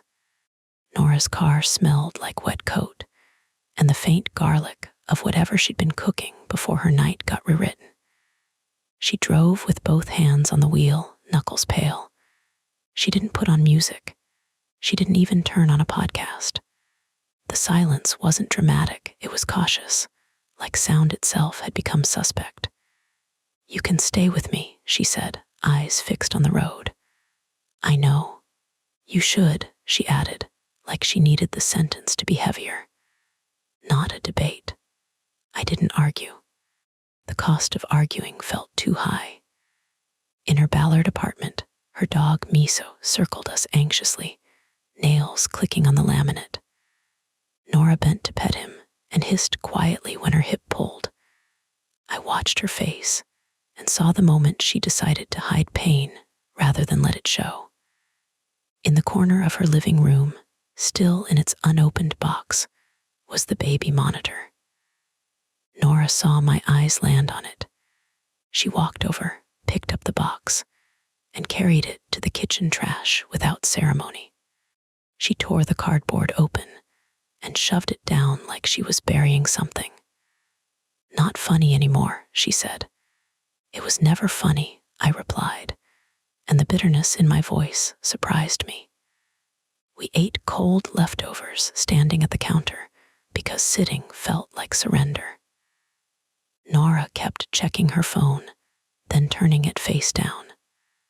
I kept checking mine too, even though I'd turned it off completely and left it in her bathroom like it was contaminated. When I finally lay down on her couch, the pillow smelled like laundry detergent and her shampoo. Normal. I stared at the ceiling and listened to the building's quiet. The distant elevator, someone's washing machine, a car door slam outside. Every sound felt like a file name now. Vent/113. Doorway, keys/metal. My body tried to do what it always did when it was tired, drift. But every time my breathing slowed, my brain snapped awake like it was being called by name. Nora came out of her bedroom around 2 a.m. She sat on the chair by the couch and watched me like she could keep me safe by refusing to sleep. "You can sleep," I whispered. "No," she said. "You'll make yourself sick." She shrugged. "Maybe." She looked smaller in the dim light, not fragile, just worn. A person who'd spent her whole life trying to get ahead of uncertainty and had just met someone who lived inside it. "Do you think Carl did it all?" she asked quietly. I stared at the ceiling. "I don't know," I said honestly. "He was there, that's real. But the message, that there are others thing," Nora's jaw tightened. "It could have been him trying to scare you. Or it could be true." Silence. Nora finally spoke again, softer. "If it's true, what do we do?" I wanted to say something decisive, something that would make her relax. Something like, "The police will handle it, the system will work, we'll go back to our lives." But the system hadn't stopped Carl from installing a device behind my radiator. The system hadn't stopped him from filming in the boiler room. The system hadn't stopped him from touching the breaker panel like it was his personal control board. All that had stopped him was us. Improvisation, anger, luck. And the cost was written in my bandaged arm and Nora's bruised hip, and the fact that neither of us could hear room tone without feeling sick. "I don't know," I repeated. Nora nodded like she'd expected that answer. At 2:17 a.m., Miso barked once in his sleep and then settled. The sound jolted me awake anyway. Nora's eyes flicked to the clock on her microwave. 2:17. She let out a shaky breath. Nothing happened. No text, no call, no playlist auto-playing. The absence was its own kind of pressure, like a hand hovering just above your shoulder. The next day was paperwork and small humiliations. A detective met us at my building. The building smelled like bleach now, like someone had tried to clean fear out of the hallways. Firefighters had taped off my unit. A sign said no entry in block letters. Carl's office downstairs was open, drawers pulled out, cabinets ajar. A uniformed officer stood in the doorway like a guard at a tomb. The detective's name was Alvarez. She didn't look like she'd slept. She walked us through the boiler room. The tripod was gone now, bagged and tagged.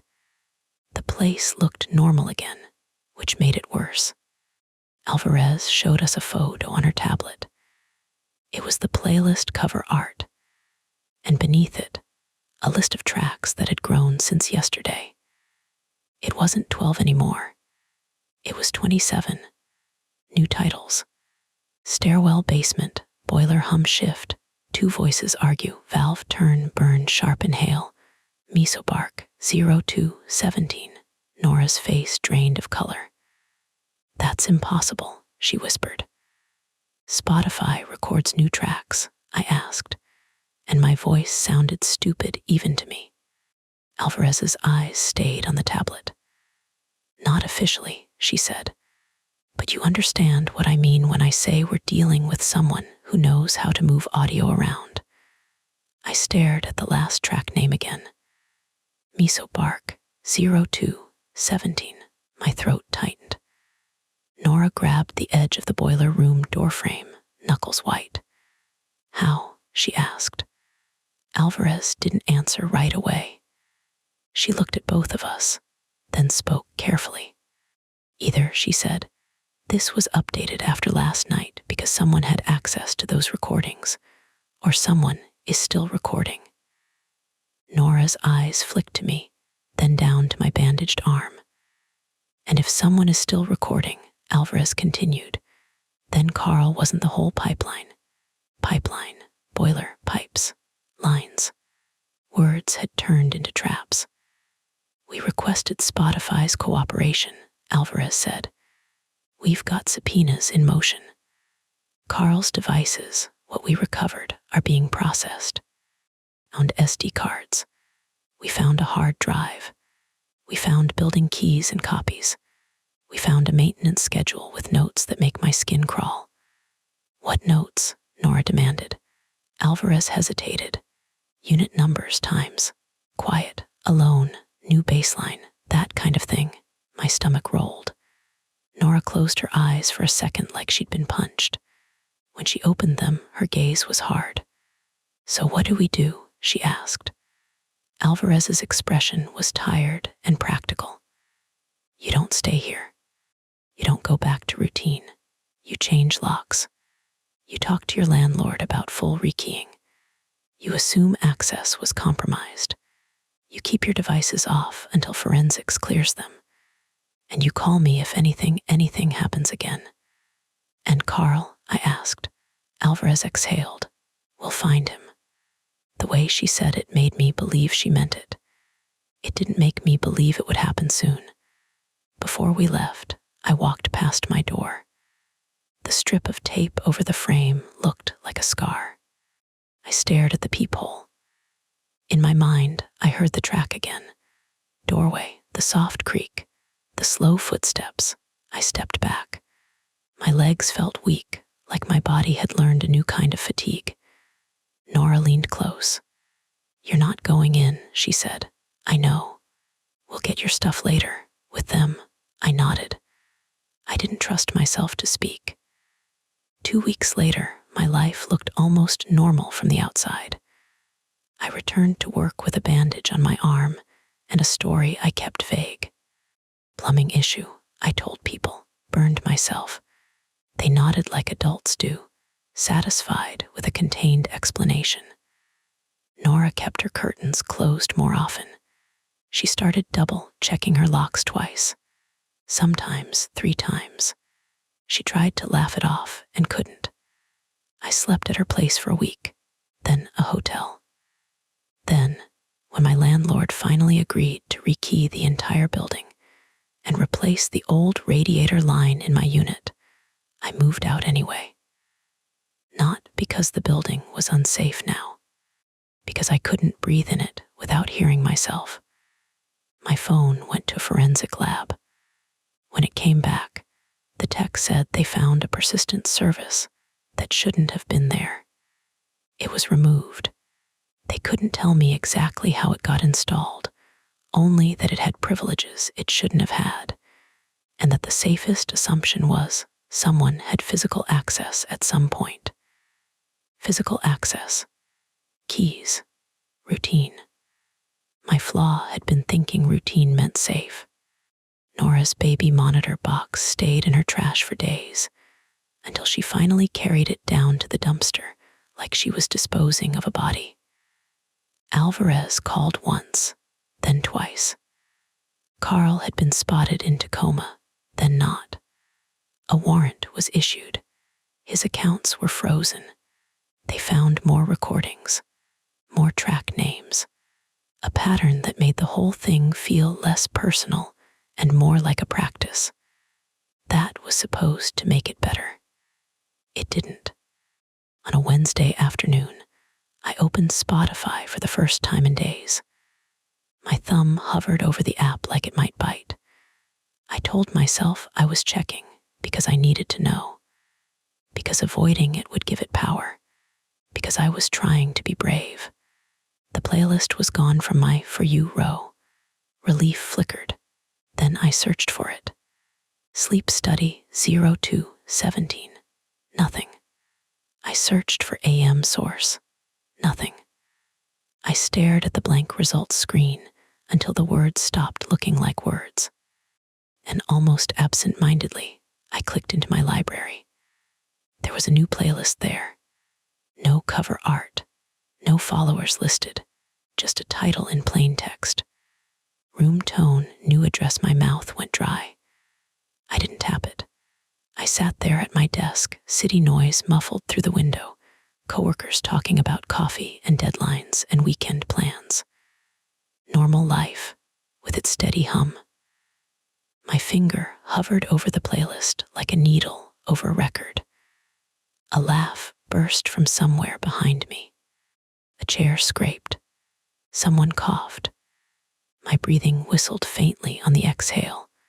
I closed Spotify, I shut my laptop, and I went outside into the damp air where the world had always been loud enough to hide in if you were willing to let it. But even on the sidewalk, surrounded by traffic and voices and rain, I found myself listening, not for footsteps, for the shape of silence between sounds, for the moment when the bass line shifts, for the possibility that someone, somewhere, was still naming my life as a track, and maybe, just maybe, waiting for me to hit play. And that's the end of today's chilling tale. If you enjoyed this story and want more nights full of suspense, don't forget to hit that like button, subscribe to Mia Horror Stories, and turn on the bell so you never miss a scare. I've got plenty more stories waiting for you, so stick around and check out the other videos on the channel. Thanks for watching, and until next time, stay safe and don't look behind you.